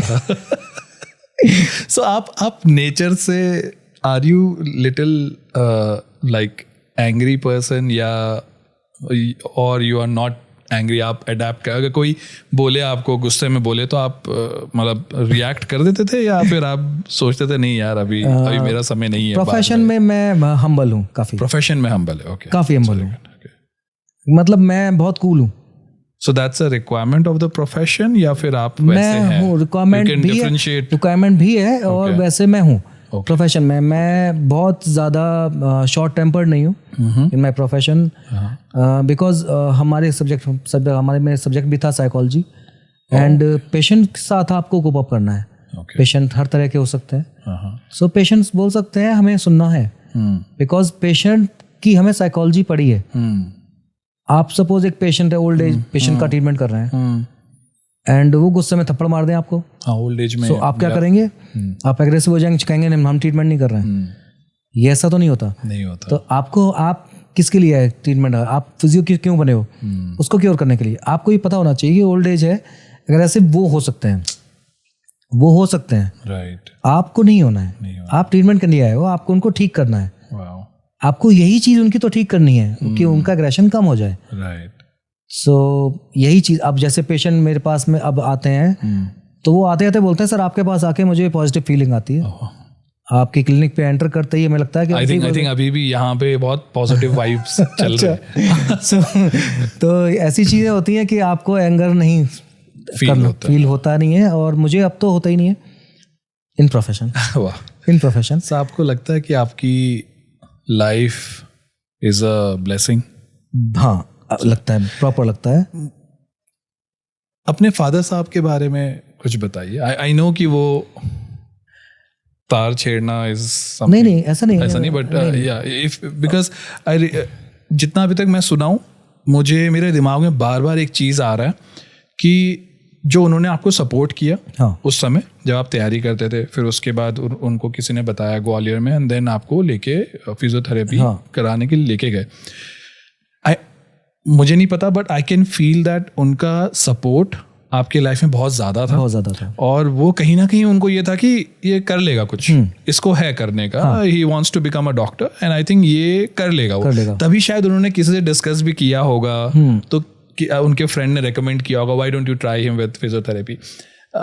थोड़ा उनके बारे में बताइए कि what kind of person he was, और आपके आज जो आप इतने सक्सेसफुल हैं, उनका योगदान पेरेंट्स का बहुत रोल है, बहुत ज़्यादा रोल है मेरे फैमिली, कंप्लीट फैमिली का, इवन माय सिस्टर्स, पेरेंट्स का बहुत ज़्यादा रोल है। फादर ने, मेरे फादर बहुत कूल थे। उनका कहना था कि आप जो भी करो फुल पैशन से करो। एक लाइन उन्होंने बोली थी हमेशा, वो भी आज भी याद है, एंड सबके लिए, be best in whatever you are. That's the simple and एक शॉर्ट फॉर्मूला बोलते हैं ना, वो ये है, जो भी करो बेस्ट रहो, जो भी करो बेस्ट रहो। That's simple thing. आप फिजियो बने हो उसमें बेस्ट रहो, और कुछ भी बन रहे हो उसमें बेस्ट रहो। सो उस वैसे, और काफ़ी सपोर्ट करते थे। कई बार लगता था कि जैसे फर्स्ट ईयर में जब मेरी रैगिंग हुई थी तो स्टार्टिंग में लगता था नहीं छोड़ के बाहर जाओ। तो उनको फ़ोन करता था मैं, उस टाइम पे तो इनकमिंग और आउटगोइंग दोनों पे कॉल तो उस टाइम उन्होंने मुझे फ़ोन दिला दिया था जब लोगों के पास फ़ोन नहीं होते थे। मेरे पूरे बैच में मेरे पास फ़ोन था सिर्फ। अच्छा। मेरे पूरे बैच में सिर्फ मेरे पास फ़ोन था, मोबाइल फ़ोन, मोटोरोला का। सो छोटा सा फ़ोन था, तो हेलो मोटो टाइप का। तो उन्होंने मुझे दिला दिया था। तो इसलिए नहीं कि मैं अपने बेटे को ज़्यादा हाई फाई दिखाऊं अपने कॉलेज में या फिर अपने बेटे को ज़्यादा करूं। उनका कहना था कि जब भी आप डिमोटिवेट हो तो आप मुझे फ़ोन कर लिया करो। ओके। सो उन्होंने सपोर्ट किया। सो जब रैगिंग हुआ तो मैंने उनको बताया। सीआईडी में थे देन उन्होंने नहीं बोला कि मैं अभी किसी को भेजता हूं, नहीं, टाइट उन्होंने नहीं बोला। वो इस टाइप के पर्सन नहीं थे। खैर इस टाइप नहीं थे वो। अपने पोस्ट को, अपने फील्ड को कभी मिसयूज नहीं होने देते थे, कभी नहीं। उन्होंने हमेशा बोला कि ठीक है, फेस करो, दुनिया करती है।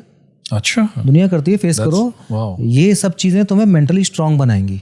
एंड उनकी लाइन बहुत अच्छी थी। माय क्योंकि ऐसा जनरली बहुत कम शायद कोई फादर अपने बेटे को बोले। जनरली वो तो बहुत फादर ऐसे हो गया, पेरेंट्स ऐसे होंगे, out of love they will just come to the college, rush to the college, complain कर देंगे, एक्शंस ले लेंगे। कोई होता ही would have done the same कि आप चलो हटो यहाँ से, कौन सा था बताओ, कौन सा रैगिंग कर रहा था। एक्चुअली वो इतने अच्छे पोस्ट पे थे या इतना अच्छा उनका वो था कि उनको सब लोग रिगार्ड करते थे, बट वो कभी मिसयूज नहीं करते थे, कभी नहीं। And rather he taught you कि ये स्ट्रांग बनो। जैसे एक कहावत है कि अगर किसी को किसी चीज़ की ज़रूरत है, so instead of giving that person वो चीज़, आप उसको सिखाओ कि वो चीज़ हासिल कैसे करते हैं। So teach a man how to fish so that he doesn't have to live in hunger again. ये बात है। I think your dad taught you very good thing कि ये लाइफ में होता है। फेस करो। एंड जो उन्होंने, मैं फर्स्ट ईयर में था, मुझे याद है, during the time of Diwali holiday मैं अपने घर आने वाला था। सो तो तक मेरा सीनियर आ गया पास में। उसने बोला कि अब जब तुम लोग छुट्टियों पर जा ही रहे हो, मेरा बैग वैग सब पैक था, सब कुछ, मैं हॉस्टल से निकल ही रहा था। सो एंड स्ट्रेंजली कि वहाँ पे इस टाइम पे ना स्कूल कॉलेज का भी ऑफ हो रहा था। ओके। तो मैं जल्दी से पैक कर निकला, स्कूल बस रेडी थी बाकी स्टूडेंट्स को ले जाने के लिए। सो मैं भी निकल रहा था वहाँ से। तो उन्होंने पूरे बैच को रोक लिया विद द बैग्स और ये सब कुछ रोक लिया, चलो रैगिंग कराओ। तो मैं नॉर्मल कैजुअल्स में था अपने। सो उसमें उन्होंने कहा कि अब एक काम करो, कपड़े उतारो। होता था ये, कपड़े उतारो क्लास के सामने, पूरी क्लास के सामने कपड़े उतारो और फिर डांस भी करो। सो ये चीज़ खराब लगी तो, बट मैंने किया। फिर घर पे आके जब मैंने डैडी को बताया कि ऐसे ऐसे उन्होंने मुझे कराया, तो उन्होंने एक ही बात बोली कि एक काम कर, याद रखना हमेशा, डर को हराने का सबसे अच्छा तरीका उसको फेस करो। आपको डर है कि वो रैगिंग करेंगे, फेस कर लो, बेशरम बन जाओ। रैगिंग तो कर रहे हैं, रैगिंग में आपको मेंटली स्ट्रांग बना रहे हैं। वो आपका डिमोटिवेशन नहीं कर रहे हैं, वो आपको स्ट्रांग बना रहे हैं। और इसी का रिजल्ट भी कह सकते हैं आप कि अब मैं मेंटली स्ट्रांग हूँ। मैं आसान सी चीज़ों पे प्रॉब्लम नहीं होती मुझे। मैंने रेलवे स्टेशन पे डांस किया है इनरवेयर में। मैंने अननोन गर्ल्स को प्रपोज किया है रैगिंग के टाइम पे, थप्पड़ भी खाए हैं। लेकिन उस सब चीज़ से क्या हुआ कि आप मेंटली स्ट्रांग हो जाते हो। अगर आप अपनी ह्यूमिलिएशन को एंजॉय करते हो ना तो आप स्ट्रांग हो जाते हो। फिर बाद में क्या हुआ कि जब उन्होंने कहा कि चल भाई कपड़े उतार, हाँ ठीक है, लो ये लो, तू रहने दे। अब फिर वो अपने आप बोला तू रहने दे भाई, तू बेशरम है, तू रहने दे, तू कहीं उतार देगा। तो इससे क्या हुआ कि आप मेंटली स्ट्रांग हो जाते हो। आपको अपनी जो आपके फेलियर हैं उनको एक्सेप्ट करने में आसानी रहती है। उससे क्या होता है कि आप स्टेज पे खड़े होकर आप किसी को भी अपना लेक्चर, अपनी बात बता सकते हो। हेजिटेशन आई थिंक आपके प्रोफेशन में बहुत इंपॉर्टेंट है, बिकॉज आपको बुलाया जाता है कहीं पे as a guest lecturer. Okay, guest lecturer मैं एक्सेंचर में जाता था एज अ फिजियो। मुझे अवार्ड मिले हैं, बेस्ट फिजियोथेरेपी, ऑर्थोपेडिक फिजियोथेरेपिस्ट का अवार्ड मिला है। Oh wow. And best clinical award मिला हुआ है मुझे। वाओ। सो वो इसलिए भी ये कह सकते हैं कि मैं अपने टॉपिक्स को अच्छे से डिस्क्राइब कर सकता हूँ। And I was the best student in my class जो सेमिनार्स अच्छे से देता था। सेमिनार्स इन द सेंस अपनी क्लास का ही एक स्टूडेंट बुलाते हैं टीचर, कहते हैं कि आप इस टॉपिक पे अपने पूरी क्लास को समझाओ। ओके। तो मैं इतना अच्छे समझाता था कि सारे बच्चों को अच्छे से आ जाता था। तो इसलिए टीचर्स भी प्रेफर करते थे मुझे ही कि आप तुम ही बोलोगे। तो इस चीज़ में इसको मैं अपनी रैगिंग को ही अपना पूरा क्रेडिट दूंगा कि रैगिंग से मैं स्ट्रांग हुआ।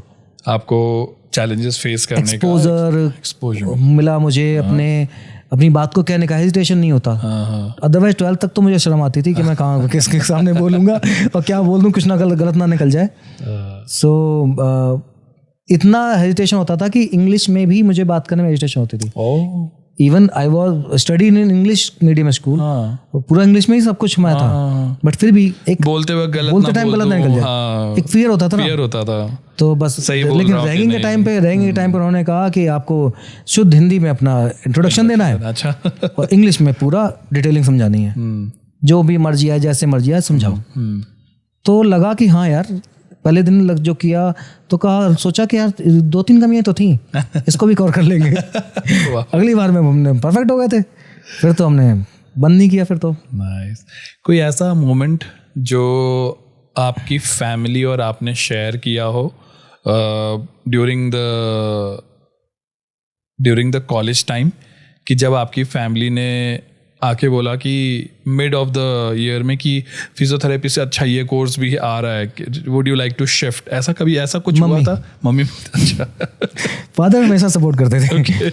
मम्मी कहती थी ये पता नहीं कौन सा कोर्स कर लिया इसने कभी इतना सुना ना कहीं देखा, क्योंकि उस टाइम पे अवेयरनेस नहीं थी पता नहीं कहाँ से कोर्स कर लिया, पता नहीं क्या क्या करेगा आगे जाके। कम से कम MBBS बन जाता तो दवाइयाँ तो लिख देता, कम से कम जान पहचान वालों को लिख देता। जुकाम बुका की तो कम से वहाँ से आई जाती है इसको। तो वैसे मदर्स लोगों में ये होता है, वो बहुत ही फ्लुएंटली और बहुत ही इजीली आपको बोल देंगे ये तो क्या कर रहा है। हाँ, जबकि आप समझाओ मम्मी नहीं ये चीज़ बेटर है, ये हम कर सकते हैं, तो अच्छा ठीक है, उस टाइम पे मान जाएंगी, लेकिन बाद में फिर वही चालू। तो उन्होंने कहा कि एक बार MSc BSc नर्सिंग का भी कोर्स करके देख लो। आई थॉट कि मैं डॉक्टर लगवा रहा हूँ नाम के आगे, आप मुझे नर्सिंग बना रहे हो, BSc नर्सिंग का पढ़वा रहे हो। आपके फैमिली में कोई और डॉक्टर है या आप? नहीं, मैं I am the only one. You are the only one. I am the only one. ये बहुत प्राउड का मोमेंट होता है। और नॉट ओनली माय फैमिली, मेरे पूरे रिलेटिव्स में भी मैं अकेला मैं ही हूँ। सो अब प्राउड फील होता है सभी को कि हाँ। तो अभी ऐसा कभी हुआ कि आप डॉक्टर बन चुके हैं, आपके फैमिली मेंबर ने अब जो नए यूथ आ रहे हैं उनको आपके पास भेजा हो कि go and take suggestion from him, उनसे बात करो, he is very successful now? तो ऐसा हुआ है कई बार हुआ है कि आप मुझसे पूछते हैं कि हमें फिजियोथेरेपी कर लें और क्या क्या स्कोप है इसका। तो मैं वही बताता हूँ कि जब मैंने किया था तब स्कोप इसका कम था, एंड अब काफ़ी अच्छा है। अब तो लोग अवेयर हो रहे हैं, अब लोग एलोपैथी मेडिसिन पे नहीं जाते हैं। एलोपैथी मेडिसिन के भी काफ़ी सारे वो ड्रॉबैक्स हैं। सबसे इम्पॉर्टेंट ड्रॉबैक ये है कि आपको पता ही नहीं था कि मेडिसिन नकली है असली है। फेक मेडिसिन आती हैं मार्केट में। अब फेक मेडिसिन खा के रिलीफ तो होगा नहीं, ठीक है। अगर मेडिसिन रियल भी है तो भी every medicine has its own side effects. Fake medicine मतलब प्रॉपर मेडिकॉस में बिकता है? बिकती हैं। वो ऐसा होता है कि आपको पता भी नहीं होगा, क्योंकि मैंने भी बहुत सारे आर्टिकल्स न्यूज़ देखे ही हैं कि फैक्ट्री, इलीगल फैक्ट्री पकड़ी है, इसमें proper complete name with wrapper, with sheet, with medicine, सब कुछ same, each and everything is same including the batch number, lot number. So आपको पता ही नहीं कि वो नकली है इसलिए। फिर लोगों को समझ में आता है कि हाँ, फिजियोथेरेपी एक ऐसा फील्ड है जिसमें आप विदाउट मेडिसिन आप ट्रीटमेंट कर रहे हैं और जो आप टू द पॉइंट एग्जैक्ट कर रहे हैं। मस्कुलोस्केलेटल कंडीशंस में फिजियोथेरेपी से अच्छा मैं कुछ नहीं मानता हूँ, नहीं कुछ भी नहीं है। क्योंकि आप मेडिसिन, अगर रियल मेडिसिन, अगर किसी अच्छे मेडिसिन खा रहे हैं वो अंदर ही जा रहे हैं, डैमेजिंग योर लीवर, अंदर ही जा रहा है। और सेकंड इंपॉर्टेंट पार्ट कि जो भी आप डैमेज तो कर ही रहे हो, and that is not the cure.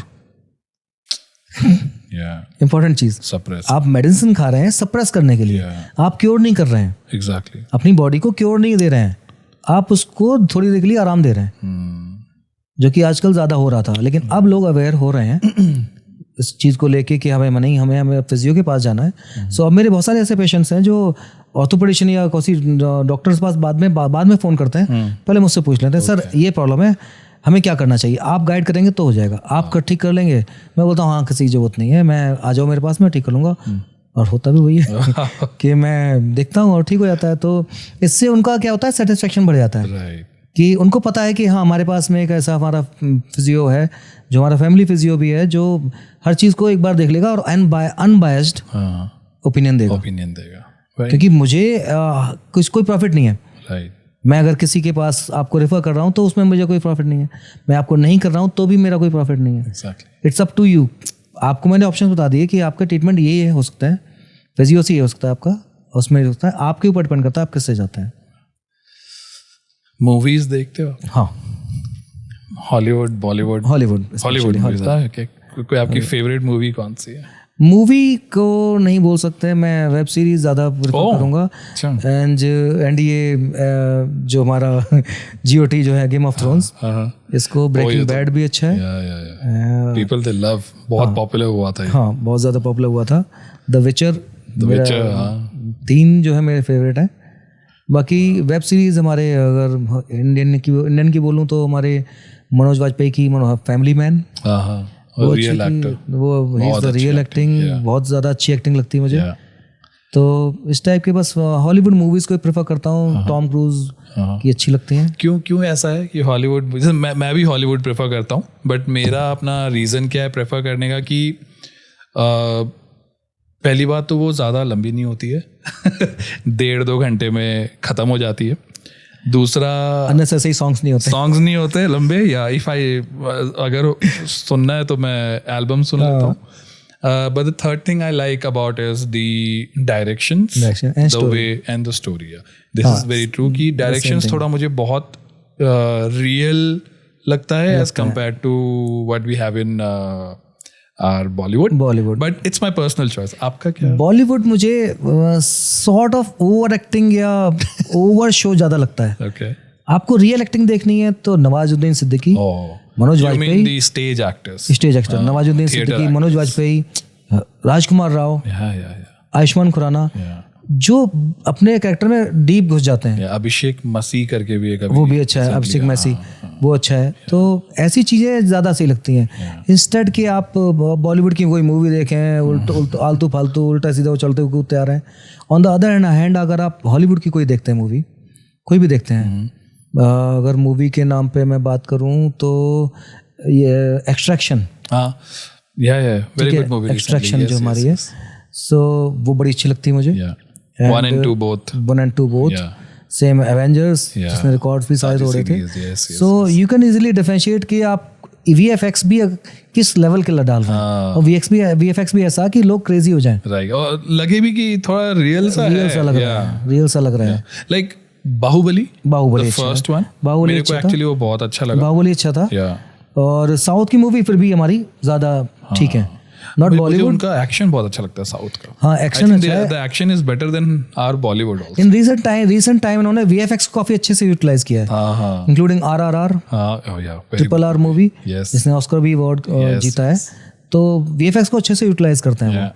Not like this कि हमने आदि पुरुष बना दी तो VFX डाल दिए उल्टे सीधे। एक मूवी थी हिम्मत वाला, उसमें सॉफ्टवेयर यूज कर लिया था, पूरा दिख रहा है कि ये सॉफ्टवेयर है, बट ऐसा नहीं होना चाहिए। ऐसा नहीं होना चाहिए। आप अगर कर रहे हैं तो as what I say, like you said, yes be best in whatever you are. आप जो भी दे रहे हैं, आप जो भी डायरेक्शन दे रहे हैं, आपको बेस्ट होना चाहिए। वो कहीं से भी लाओ, आप VFX डालना है अच्छे से डालो VFX।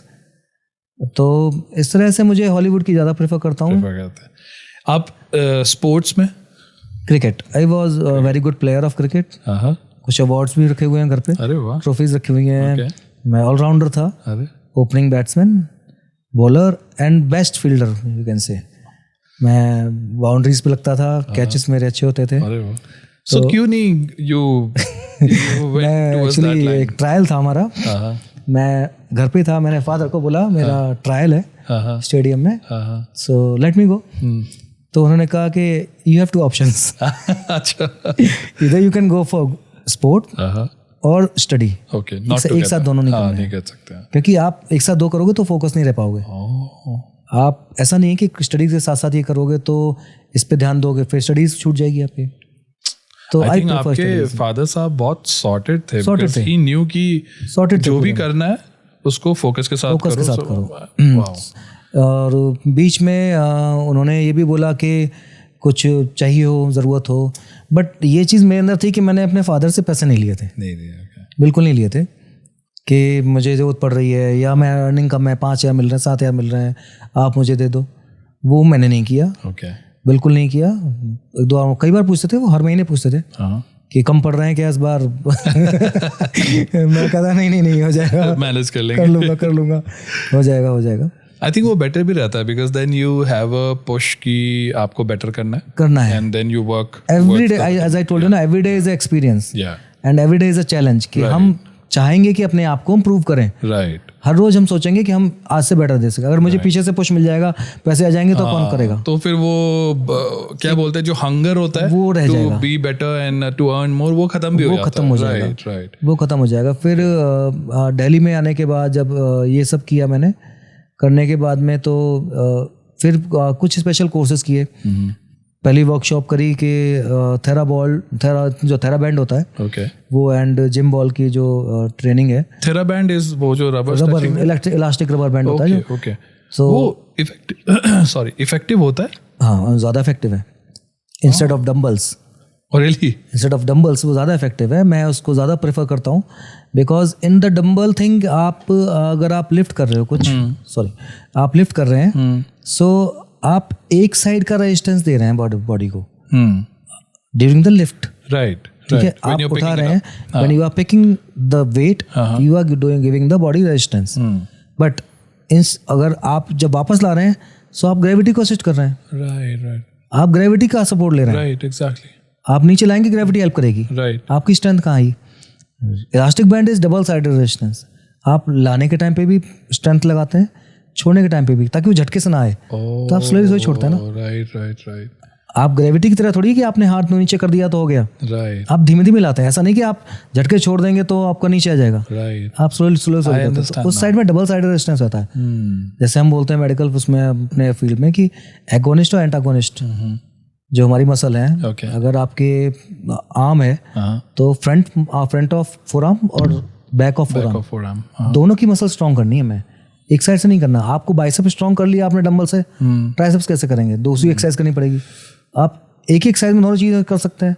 थेरा बैंड ले लीजिए, उससे कर सकते हैं। उसमें भी ग्रेडिंग होती है, कलर कोडिंग। आई थिंक इसीलिए आज की डेट पे, अच्छा I will come to that, but I think इसलिए मैंने काफी रील्स देखे हमारे पॉपुलर एक्टर्स के जो आज के लिए थेरा बैंड यूज करते हैं। वेट्स पुराना है थोड़ा सा कॉन्सेप्ट। थेरा बैंड में आप जो एक्सरसाइज की एक्सरसाइज करते हैं स्ट्रेंथनिंग के लिए, तो वो मेरे अकॉर्डिंग ज़्यादा बेनिफिशियल है। जिम में हम जैसे डंबल उठाते हैं तो ग्रुप ऑफ मसल की एक्सरसाइज होती है। थेरा बैंड से I can teach you each and every exercise की सेपरेट मसल की एक सेपरेट एक्सरसाइज। मैं बता सकता हूँ कि आपको क्या क्या एक्सरसाइज करनी है, कौन सी। अगर आपको ट्राइसेप्स के लेटरल फाइबर को करना है, किस एंगल पे करेंगे तो चाहे हो जाएगा। तो वो ज़्यादा बेनिफिशियल है बिकॉज डबल साइडेड रेजिस्टेंस जैसे मैंने बताया। एंड डंबल को आप यूज़ कर सकते हैं।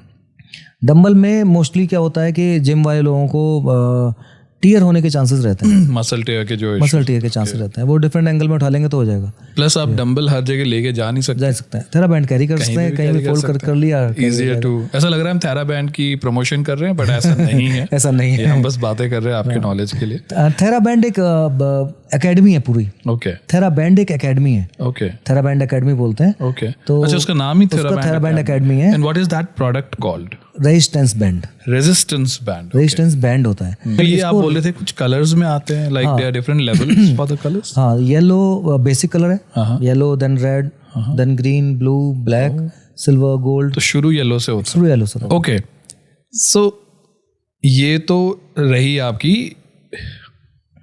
बातें जो आपने कॉलेज टाइम पे देखा और डैड का support and how you have overcome every hurdles in your life.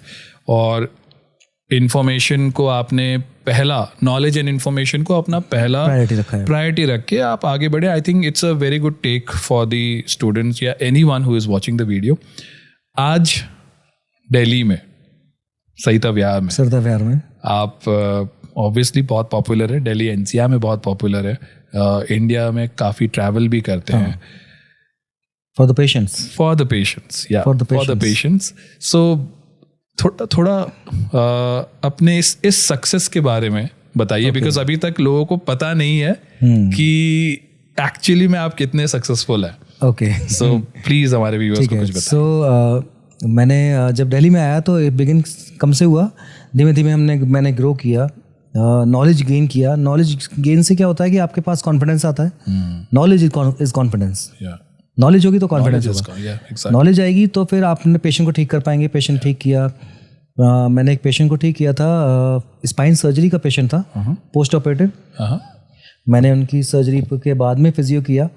वो ठीक हुए तो उसके बाद में फिर जब पेशेंट एक सेटिस्फाई होगा, that means you are not curing one patient, you are curing his whole family and relatives also.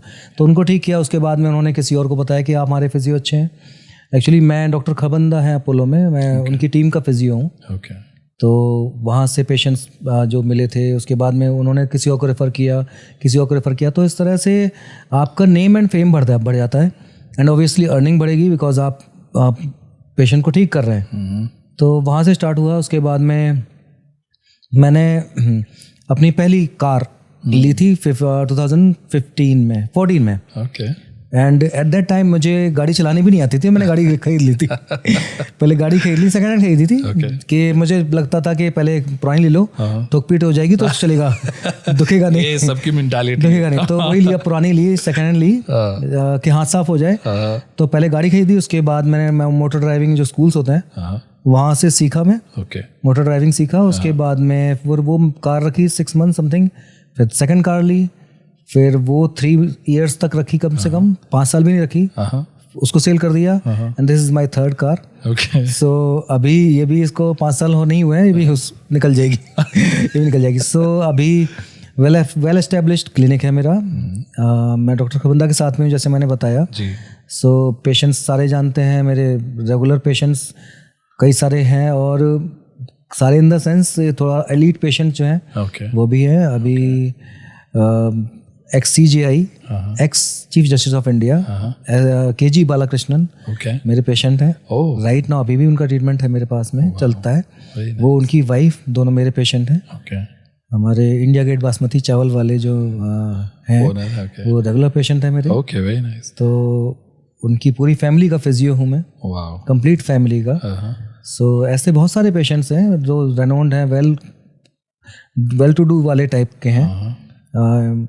नहीं, एक और है पेशेंट US एम्बेसी के, इंडिया में US एम्बेसी जो उसके हेड, उनके फादर का ट्रीटमेंट मैंने किया है पोस्ट ऑपरेटिवली। तो ऐसे बहुत सारे केसेस हैं। अब जैसे मैं इंडिया में ही कई जगह पेशेंट ट्रीटमेंट करने गया हूँ। लाइक पेशेंट मुझे कॉल करके बुलाते हैं, अगर अहमदाबाद में गया हूँ, मैं रांची में गया हूँ, मैं पुणे गया हूँ, यहाँ से मैं दिल्ली से फ्लाई करके वहाँ तक गया हूँ, वहाँ ट्रीटमेंट किया है, ट्रीटमेंट करके वापस आ गया हूँ। एंड द टेक्निक जो मैं यूज़ करता हूँ, that is chiropractic adjustment, osteopathic adjustment, जिसमें हम बोन को रीअलाइन करते हैं, जो आप बता रहे थे नेक का क्लिक करने वाला। बट मैंने कोर्स किया हुआ है, तो आई नो कि हमें क्या करना है। और यही मैं पूछना चाह रहा था, sorry to cut, but chiropractic is different from physiotherapy, right? हाँ, कायरोप्रैक्टिक डिफरेंट कह सकते हैं, बट मैं उसको एक ही कैटेगरी में डालता हूँ, बिकॉज ओनली कायरोप्रैक्टिक से आपको नहीं हो पाएगा। कायरोप्रैक्टिक एडजस्टमेंट है, आप बोन को रियलाइन कर रहे हैं in its natural anatomical position, right. But to stay there, कि आप सपोज ऐसे समझिए सिंपल फॉर्म में कि एक बिल्डिंग है, बिल्डिंग का जो आयरन रॉड है, सरिया, राइट, वो हमारी बोन्स हैं, राइट। उसके ऊपर की कवरिंग ईंटा या ब्रिक्स, प्लास्टर, ये सारा हमारा मसल्स है, टिश्यूज, मसल्स, ठीक है। अगर आपका सरिया टेढ़ा है तो आपकी बिल्डिंग स्ट्रेट नहीं होगी, बिल्कुल सही, करेक्ट, राइट। सेम हमारी बॉडी के साथ में, अगर आपकी बोन मिसअलाइंड है तो आपकी मसल्स भी मिसअलाइंड होंगी, ठीक है, मसल मिसअलाइन होगी तो मसल वीक भी होंगी, मसल टाइटनेस भी होगी, स्पैज़म भी होगा, और काफ़ी सारी चीज़ें फिर खराब होती हैं। जैसे मैंने बताया कि हील पेन में सब कुछ रिलेटेड है, and body as a unit work करती है, आप सेपरेट किसी को कुछ नहीं कर सकते। एंड ये डिटेलिंग आपको एक्सपीरियंस से आएगी, पढ़ने से आएगी, कि आप बॉडी को एज ए यूनिट ट्रीट करें। ऐसा नहीं कि आपके सिर्फ नेक में पेन है तो आप बस नेक को देखा और हो गया काम। आप अगर किसी का काफ मसल चेक करेंगे, जिसको नेक पेन है, तो उसकी काफ मसल टाइट मिलेगी आपको। तो इस तरह से हमें वो चेक करना होता है। सो कायरोप्रैक्टिक बेसिकली, जैसे मैंने बताया कि कायरोप्रैक्टिक से हम एडजस्टमेंट कर दिया हमने, बट अभी तक मसल जो गलत पोजीशन में थी, सरिया हमने सीधा कर दिया, राइट, बिल्डिंग गलत थी, आप बिल्डिंग को वापस इंस्टेंट थोड़ी कर सकते हैं, नहीं कर सकते। तो वो मसल का काम जो है उसको टाइम लगता है वापस से, बिकॉज मसल की एक पर्टिकुलर मेमोरी होती है, जिसको मसल मेमोरी बोलते हैं। मसल मेमोरी में चीजें चली आती हैं कि मसल इस तरह से रहेगी, वो उस तरह से रहती है। आपको वापस नॉर्मल पोजीशन में लाना, बिकॉज आपने बोन सेट कर दी, वापस से हम मसल को वापस लाएंगे तो उसमें टाइम लगता है। वो पार्ट आता है फिजियोथेरेपी इंक्लूड करके कि आप मसल को रिलीज कर रहे हैं, स्ट्रेंथनिंग कर रहे हैं, मसल की जो टिश्यू फाइबर जो टोन बढ़ गई है उनकी वो ठीक कर रहे हैं, फैशिया उसको लूज कर रहे हैं। तो ये सारी चीज़ें हमें क्या करती हैं कि हमने जो रियलाइन किया है उसको सस्टेन रखती हैं। सिर्फ कायरोप्रैक्टिक इंपॉर्टेंट नहीं है, कायरोप्रैक्टिक के साथ साथ मसल की स्ट्रेंथनिंग इंपॉर्टेंट भी है। सो लोग जो कहते हैं, जैसे आपने बोला था बिगिनिंग ऑफ द वीडियो में कि एनाटमी की सब्जेक्ट इम्पोर्टेंट चीज है। आपने बोला भी था कि it's important, you should know it very well. So do you think कि a physiotherapist, a physio guy, anatomy की सब्जेक्ट यू डीपली अंडरस्टैंड करने के बाद understanding the other fields are easy, like chiropractic becomes easier because you know the anatomy of the body. अगर आपको body का basic पता है तो आप हर चीज़ आपको आसानी से मिल जाएगी या फिर आसानी से आपको लर्न रहेगी, समझ पाएंगे। अगर आपको एनाटॉमी बेस आपका क्लियर नहीं है तो आपको कायरोप्रैक्टिक एक बहुत ज़्यादा वास्ट चीज़ लगेगी। आपको अगर ठीक करना है अपने किसी को भी, एनाटॉमी आप पढ़ें, एनाटॉमी करने के बाद अगर आप ऑस्टियोपैथी, कायरोप्रैक्टिक या और भी डिफरेंट टेक्निक्स हैं आप वो करते हैं तो वो ज़्यादा इजी हो जाता है। एंड ये जो टेक्निक्स हैं ये मेडिकल प्रोफेशनल ही कर सकते हैं, स्पेशली फिजियो या ऑर्थोपेडिशियन ही कर सकते हैं जिनका रोल है मस्कुलोस्केलेटल कंडीशन में, जिनको पता है। स्टूडेंट्स के लिए ये है कि आप 4th ईयर आपने पास किया है तो just don't go for the money, go for the learning. मैं अभी भी लर्न कर रहा हूँ, मैं अभी भी पढ़ाई करता हूँ, पढ़ रहा हूँ, अभी भी कुछ कोर्सेज नहीं कर रहा हूँ। ऐसा नहीं है कि आप अपने आप को बोल दें कि नहीं हम बेस्ट हो गए, हमारे नीचे सब हैं, अब मैं सब कुछ जानता हूँ, ऐसा नहीं होता है। ऐसे कई लोग होते हैं अपने आप को इतना ज़्यादा ईगोइस्टिक बना लेते हैं कि मैं क्या करूँगा, पढ़ के मुझे तो सब आता है। तुम जो बता रहे हो वो सही नहीं है, तुम जो बोल रहे हो वो सही नहीं है, मुझे ज़्यादा तुमसे पता है। बट मैं ये सोचता हूँ कि आप वही ना 3 Idiots मूवी थी ना जो वो बोलता ना, आमिर खान बोलता है कि ज्ञान मिल रहा है बट बस जहाँ से बट रहा है बस उठा लो, बैठ जाओ क्लास में बैठ जाओ, किसी क्लास में बैठ जाओ। आपको अगर आपका जूनियर अगर उसे कुछ चीज़ बताया जो आपको नहीं पता तो आप उसे सीखो। इसका ये मतलब नहीं कि आप अपना ईगो डाउन कर रहे हैं। पर आई थिंक बहुत मुश्किल है कि कोई सीनियर अपने जूनियर को ये बोले कि हाँ मुझे ये नहीं पता, बिकॉज एक्चुअली ये बोलने के लिए भी आपको गट्स चाहिए। You have to be a strong man or a person कि मुझे नहीं पता। अगर आप ये सोच लेंगे कि हमें सीखना है तो आप अपना ईगो साइड में कर देते हैं। तो जैसे मैं हूँ, अब मुझे कई सारे लोग ऐसे हैं जो जूनियर थे मुझसे, उन्होंने मुझे बताया तो मुझे पता है कि हाँ उन्होंने वो मुझसे जूनियर है लेकिन मैं उससे सीख रहा हूँ, सीखा मैंने, जो सीखा मेरे काम आया। तो आप नॉलेज क्यों गेन कर रहे हैं? पेशेंट को देने के लिए, पेशेंट को उसे ट्रीटमेंट करने के लिए। अल्टीमेट गोल ही वो है कि you have to make your patient relaxed when they come to you। बस वो खुश होके जाए, वो ठीक होना चाहिए, ठीक होना चाहिए। उसका पेशेंट आपके पास ठीक होने के लिए आया, आपको उसको ठीक करना है। इससे फर्क नहीं पड़ता आपने कहाँ से ज्ञान लिया, इसीलिए अब जैसे मैं डिप्लोमा भी किया हुआ मैंने, डीपीटी, बीपीटी, एमपीटी, एफओएमटी, कई सारे कोर्सेज किए हुए मैंने। तो इनसे क्या होता है कि आपके पास बहुत सारे टूल्स होते हैं कि इससे नहीं इससे ठीक हो जाएगा, इससे नहीं तो इससे हो जाएगा। आप पेशेंट को सेटिस्फाई करके ही भेजेंगे अपनी क्लिनिक से। क्लिनिक से जैसे कि पेशेंट इज सिर्फ वो पेशेंट आपके पास नहीं आ रहा है, पूरी फैमिली एक तरफ से आपके पास आ रही है विद द होप कि लॉन्ग लास्टिंग इशू जो है या जो भी इश्यूज है वो ठीक हो रहा है। जैसे अब पेशेंट है आपके पास आए तो अब वो फैमिली मेंबर के पास जब जाएंगे वापस घर पे पहुंचेंगे तो वो फैमिली वाले पूछते हैं क्या वो कुछ आराम मिला? अगर पेशेंट कहेगा नहीं अभी आराम नहीं है, थोड़ा बहुत ही लग रहा है, या फिर पता नहीं कैसा फिजियो मिल गया, उसे आता वाता कुछ है नहीं, तो ये चीज़ आपके लिए गलत होती है, नेगेटिव में जाती है। तो हमें पैसे के पीछे नहीं भागना है।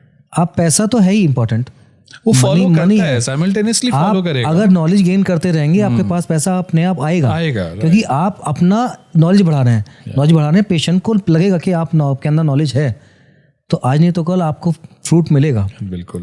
और अगर कोई पेशेंट खुश होता है तो रिकमेंडेशन बेसिस पे रिकमेंडेशन तो बहुत ज़्यादा होता है। जैसे मेरी जो सबसे लंबी चेन जो है वो उसने मुझे उस चेन से आई थिंक मैंने ऑलमोस्ट 150 समथिंग पेशेंट ठीक किए हैं। एक पेशेंट ठीक किया था, उसके बाद उनकी उसी चेन में 150 पेशेंट्स, माय गुडनेस, और अभी भी चल रहे हैं। वाह। जो आते हैं मेरे क्लिनिक पे आते हैं। अब जैसे मैं सपोज अहमदाबाद गया था पेशेंट ट्रीटमेंट करने, मेरे पेशेंट यहीं पे हैं, दिल्ली के हैं, उनकी डॉटर रहती है वहाँ पे, तो उन्होंने मुझे वहाँ पे बुलाया, they called me up there, तो कि आप आ जाइए, हमारा ट्रीटमेंट चाहिए। तो उनको प्रॉब्लम था थोड़ा सा माइग्रेन का। अच्छा, उनके अकॉर्डिंग माइग्रेन का। ओके, अच्छा, उनके अकॉर्डिंग माइग्रेन का, मेरे अकॉर्डिंग नहीं। तो when she was taking medicine for 8 years। Oh. And मैं जब वहाँ पे पहुँचा तो मैंने देखा कि इनको तो माइग्रेन है ही नहीं। सो ऐसे कैसे कि 8 साल से दवाई खा रहे हैं हम, आपने ऐसे कैसे बोल सकते हो कि मुझे माइग्रेन नहीं है? ये this is shocking for me, क्योंकि अगर किसी को माइग्रेन है तो उसको पता है वो माइग्रेन है, लेकिन वो एक्चुअली माइग्रेन नहीं था। एक्चुअली इसमें ना डिफरेंशियल डायग्नोसिस, डिफरेंशियल डायग्नोसिस होता है जो डिफरेंशियल डायग्नोसिस। अच्छा, ओके। डायग्नोस कुछ और करना था, हो कुछ और गया। उनको माइग्रेन था ही नहीं। एक्चुअली एक पेन होता है, इसको हम सर्वाइकोजेनिक हेडेक बोलते हैं। Okay, cervicogenic headache. तो उस हेडेक में क्या होता है, आपका एक हाफ हेड का एक हाफ आपका पेन करता है। उस पेन करने से क्या होगा कि आपको आंखों के पास पेन आएगा, यहाँ पीछे पेन आएगा। लोग सोचेंगे कि माइग्रेन है, और किसी के पास पहुंचेंगे डॉक्टर के पास में, तो उन्होंने भी देखा कि हाँ हेडेक साइड का है, पेन है, तो अगर उन्होंने भी कह दिया हाँ माइग्रेन है, तो मेडिसिन चलती रहेंगी। बट प्रॉब्लम कहाँ था उनको? सर्वाइकोजेनिक हेडेक, सर्वाइकल मसल टाइट थी, सर्वाइकल वर्टिब्रा, उनके स्पाइन जो है मिसअलाइन था। उसकी वजह से आर्टरी कंप्रेस हो रही थी, उसकी वजह से मसल्स डिफरेंट पोजीशन में थे, तो ब्लड सर्कुलेशन हेड का प्रॉपर नहीं रहा, हेडेक आया। मैंने क्या काम किया वहाँ पर, मैंने सिर्फ उनका रीअलाइन किया स्पाइन को, मसल को रिलीज किया, एंड आई थिंक 4 साल हो गए इस चीज़ को। दोबारा उनका मेरे पास कॉल नहीं आया कि मुझे माइग्रेन है वापस से। एंड वो अभी भी हमेशा जब भी अगर उनका फोन आता है तो कहते हैं सर आपकी वजह से मेरा माइग्रेन खत्म हो गया। मतलब just one visit and it's done. 8 साल की माइग्रेन गायब। एक 8 साल की माइग्रेन थी भी नहीं, इसीलिए गायब हुआ। My goodness. मैं एक दिन में माइग्रेन कैसे गायब कर सकता हूँ, क्योंकि माइग्रेन अगर होता तो एक दिन में गायब नहीं होता। ओके, प्रॉब्लम कहीं और होती है, हम कहीं और ट्रीट करते हैं, इसीलिए लर्निंग इज इम्पोर्टेंट। डायग्नोसिस जो आप स्टार्टिंग से बोलते हैं इस पॉडकास्ट में, डायग्नोसिस इम्पोर्टेंट, प्रॉपर डायग्नोसिस। हाँ, तो उनका किया, उनके हस्बैंड का किया, उनकी कंपनी है, पूरी कंपनी है उनकी अहमदाबाद में, उनके एम्प्लॉइज का किया मैंने ट्रीटमेंट वहीं पे ही। And I came back by the evening. So you made a life time customer? हाँ, कंप्लीट लाइफ टाइम। और ऐसे ही कई सारी सिटीज़ में गया हूँ मैं। मेरे पास पेशेंट आते हैं, जैसे DRDO डिफेंस का जो पार्ट है उनके, उसमें वर्क करते हैं हमारे पेशेंट हैं, पुणे में है जो है।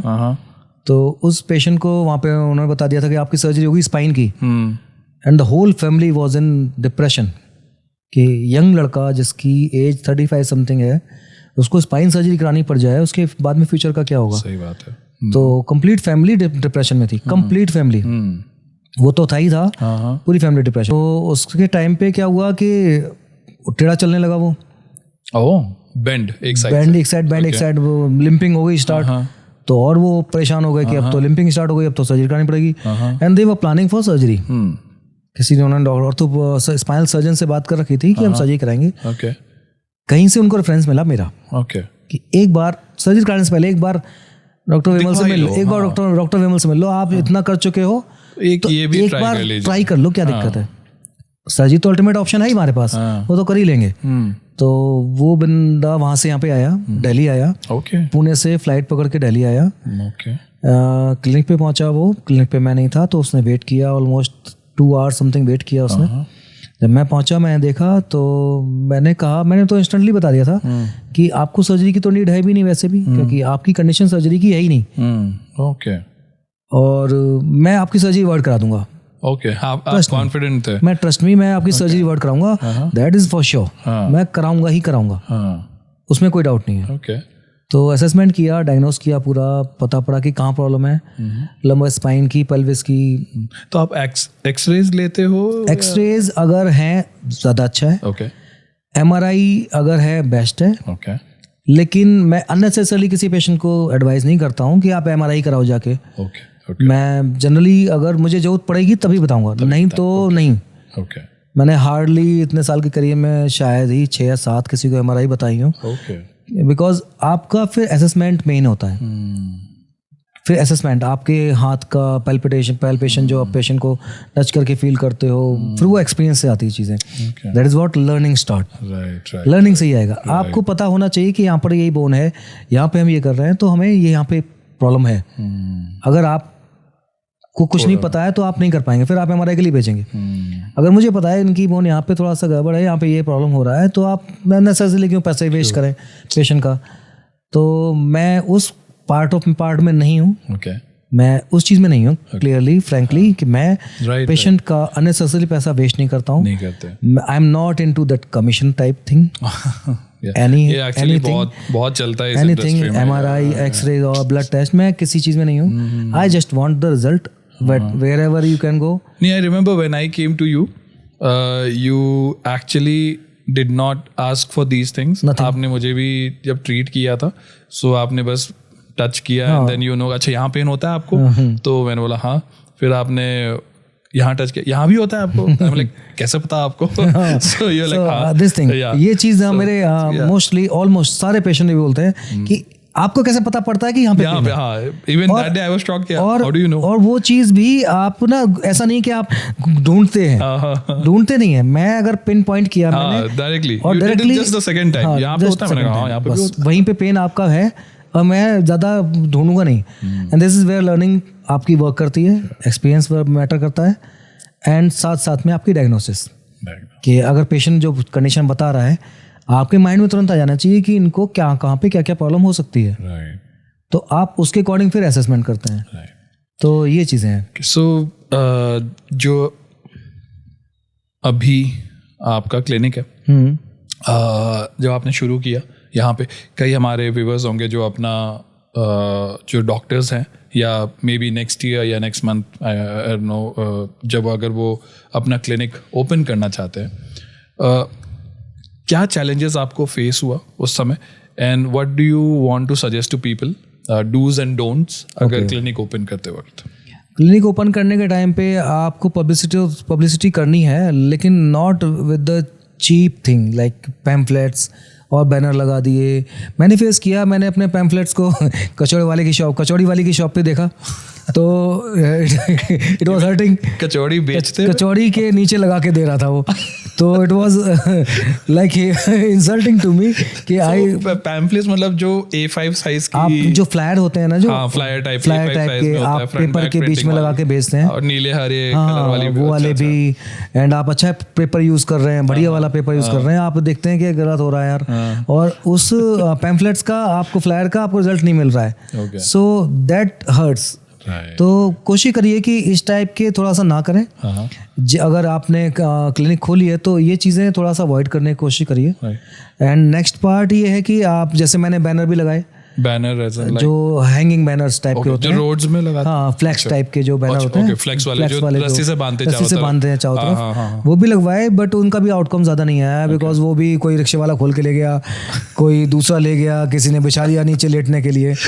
तो फिर ये चीज़ें आपको नहीं करनी चाहिए। फिर मैंने किया है, हमारा गूगल पेज है हमारा, वो उसमें लिस्टिंग भी है हमारी गूगल की, प्रॉपर वेबसाइट डिज़ाइन करवाई है मैंने, तो वहाँ से आपको आउटकम अच्छा मिलेगा। बिकॉज मोस्टली पीपल, अब आजकल क्या होता है कि लोग सुबह सुबह अखबार जब आता है उनके पास में, तो वो पेपर को पहले झाड़ देते हैं बाहर कि जो आया सब भारी है, हमें बस पेपर पढ़ना है, लिटरली यही होता है। Actually I think digital India भी हो गया है। हाँ, डिजिटल इंडिया फर्क पड़ा है शायद। डिजिटली हमारे यहाँ PM सर ने जो किया है डिजिटल इंडिया, उससे काफ़ी इफेक्ट पड़ा है बहुत। So most of the persons are on online mobile thing. So वो ये देखते हैं कि आप फोन में सर्च कर लेंगे कि आपके पास में अच्छा फिजियो कौन है, अच्छा ऑर्थोपेडिक फिजियो कौन है, या फिर रिव्यूज क्या है उसके, पॉजिटिव रिव्यूज कितने हैं, अगर नेगेटिव हैं तो कितने हैं। तो आजकल आई थिंक काफी लोग ये चीज देखते हैं, रिव्यूज का कितना, रिव्यूज के बेस पे, जैसे हम ऑनलाइन शॉपिंग करते हैं, आप रिव्यूज पहले पढ़ते हैं प्रोडक्ट का रिव्यूज, ऐसे ही हमारे लिए भी होता है कि रिव्यूज पढ़ते हैं कि कोई पेशेंट ऐसा तो नहीं कि कोई गलत बताया हो, कोई पेशेंट का ट्रीटमेंट गलत कर दिया हो उन्होंने, तो ऐसा तो नहीं हम किसी गलत फिजियो के पास पहुंच जाए। तो वो चीज़ अच्छी है कि हमारे रिव्यूज मैटर करते हैं। तो आपने डिजिटल इंडिया के लिए कुछ, मतलब डिजिटल ट्रांसफॉर्मेशन जब आपने देखा कि ये ऑफलाइन मार्केटिंग से इतना कुछ हो नहीं रहा है, ऑनलाइन की तरफ चलते हैं, तो ऑनलाइन मार्केटिंग आपको लगता है कि आज की डेट पे is the most successful way to do the marketing? हाँ, या ये ऑफलाइन का भी नहीं, है? ऑफलाइन का मेरे अकॉर्डिंग नहीं है, ऑफलाइन हमारे लिए नहीं है at least, as an doctor field के लिए? एज एन डॉक्टर फील्ड नहीं है। जैसे आप कोई, जैसे किसी का रेस्टोरेंट है, तो जिसने रेस्टोरेंट ओपन किया, उसमें फ्लैट्स लगा दे, पैम्फलेट लगा दे, तो लोगों को पता हो जाएगा कि इनके रेट चार्जेस क्या है, चिली चिकन का है, मटर पनीर का क्या है। आप नॉनवेज खाते हो? हाँ। चिली चिकन का रेट 220 रुपए पर प्लेट ये है, लेकिन हमारे प्रोफेशन में नहीं है। थोड़ा सा अगर आप पेशेंट को आप सर्विसेज अपनी दे रहे हो उनके वेलबींग के लिए, तो थोड़ा सा आपको ऑनलाइन जाइए तो ज़्यादा अच्छा है। ऑफलाइन देखते नहीं है लोग एक्चुअली। आप आजकल लोगों के पास पेपर पढ़ने का भी टाइम नहीं है। पहली चीज़ तो पेपर लोग खोल के भी नहीं देख पाते हैं, पहले ही ऑफिस निकल जाते हैं। ठीक है, ऑन द वे देख लिया, अगर देख लिया तो। और ऐसा नहीं है कि अब ऑनलाइन ये है कि आपका सभी लोग के पास पहुंचेगा। ऑनलाइन अगर आप कर रहे हैं तो आपको कोई सर्च करेगा, सपोज कोई फिजियो सर्च कर रहा है तो आप मिल जाएंगे, इंस्टेंट मिल जाएंगे। अगर आपका ऑफलाइन सिर्फ ऑफलाइन रहेगा तो पेशेंट को सपोज आपको नीड हुई कि फिजियो की नीड है, वो आपका फ्लायर कहाँ ढूंढेगा, या फिर आपके फ्लायर को कब तक संभाल के रखेगा, पैम्फलेट को कब तक संभाल के रखेगा। सही बात है। उससे लगेगा कि क्यों संभाले, हमें तो कोई प्रॉब्लम नहीं है, लेकिन उसको प्रॉब्लम हुई तो क्या करेगा फिर वो। ऑनलाइन वाला ज्यादा अच्छा होता है, फेंक दिया और वो पहुंच गया कचौड़ी वाले के पास। तो मैं सोच रहा था कि मैं पेशेंट के पास भेज रहा हूँ, पूरा बंडल मैंने दिया उसको न्यूज़पेपर वाले को, उसने वहां बेच दिया, उसको वहां से पैसे मिल गए, इधर पैसे मेरे वेस्ट हो गए, मेरे पास कुछ दोनों तरफ से पैसे कमा लिए। तो मैं जो जहाँ पे चाहता था, जो टारगेट हमारे जो पब्लिक है वहां तक पहुंच ही नहीं पाए हम। तो ऑनलाइन वाला ये रहता है कि आपको आपके वो होते हैं जो आपके रिव्यूज हैं, आपकी नॉलेज है, वो सारी ऑनलाइन आपके शो करती है। राइट। तो रिव्यूज के बेस पे ही पेशेंट आते हैं। आप फ्लायर में रिव्यूज कैसे पता पकड़ पाएंगे? सही बात है। पेशेंट को कैसे पता पड़ेगा अच्छा डॉक्टर बुरा सही बात है। तो रिव्यूज ऑनलाइन है तो आपको अवेलेबल है। सो आपने गूगल में ऐड डाला?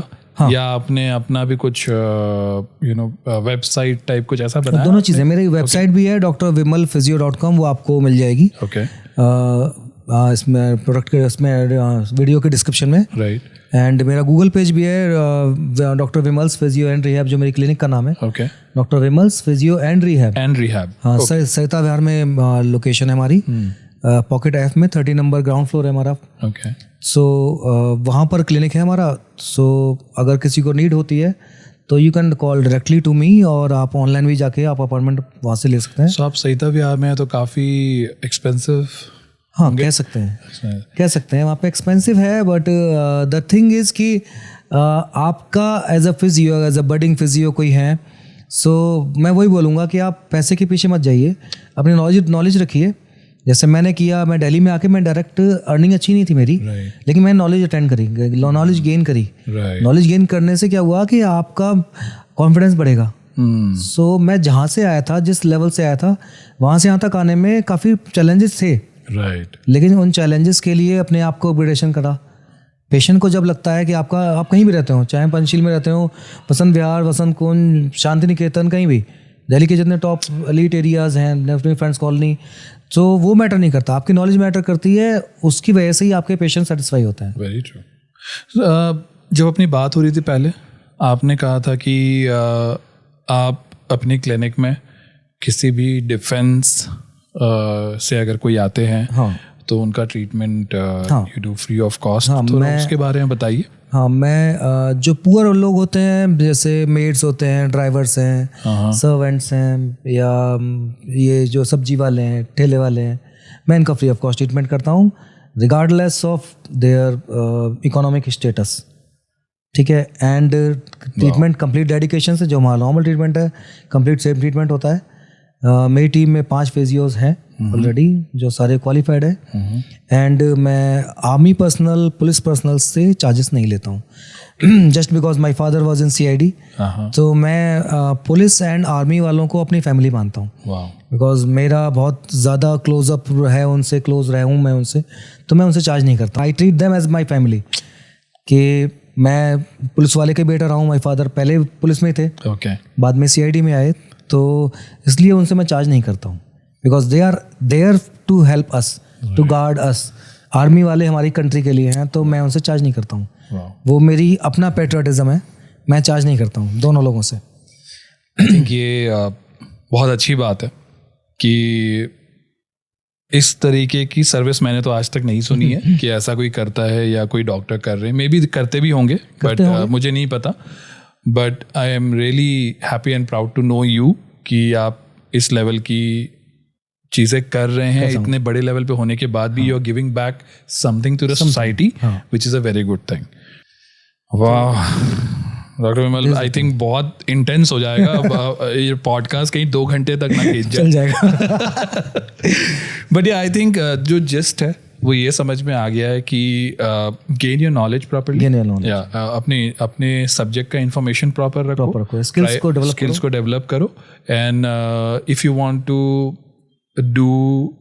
To open your own clinic और you want to do a solo of your trade, तो उसको don't rush for the outcome, don't rush for the money, go slowly, try to heal each and every then success will be yours. Success will be yours then.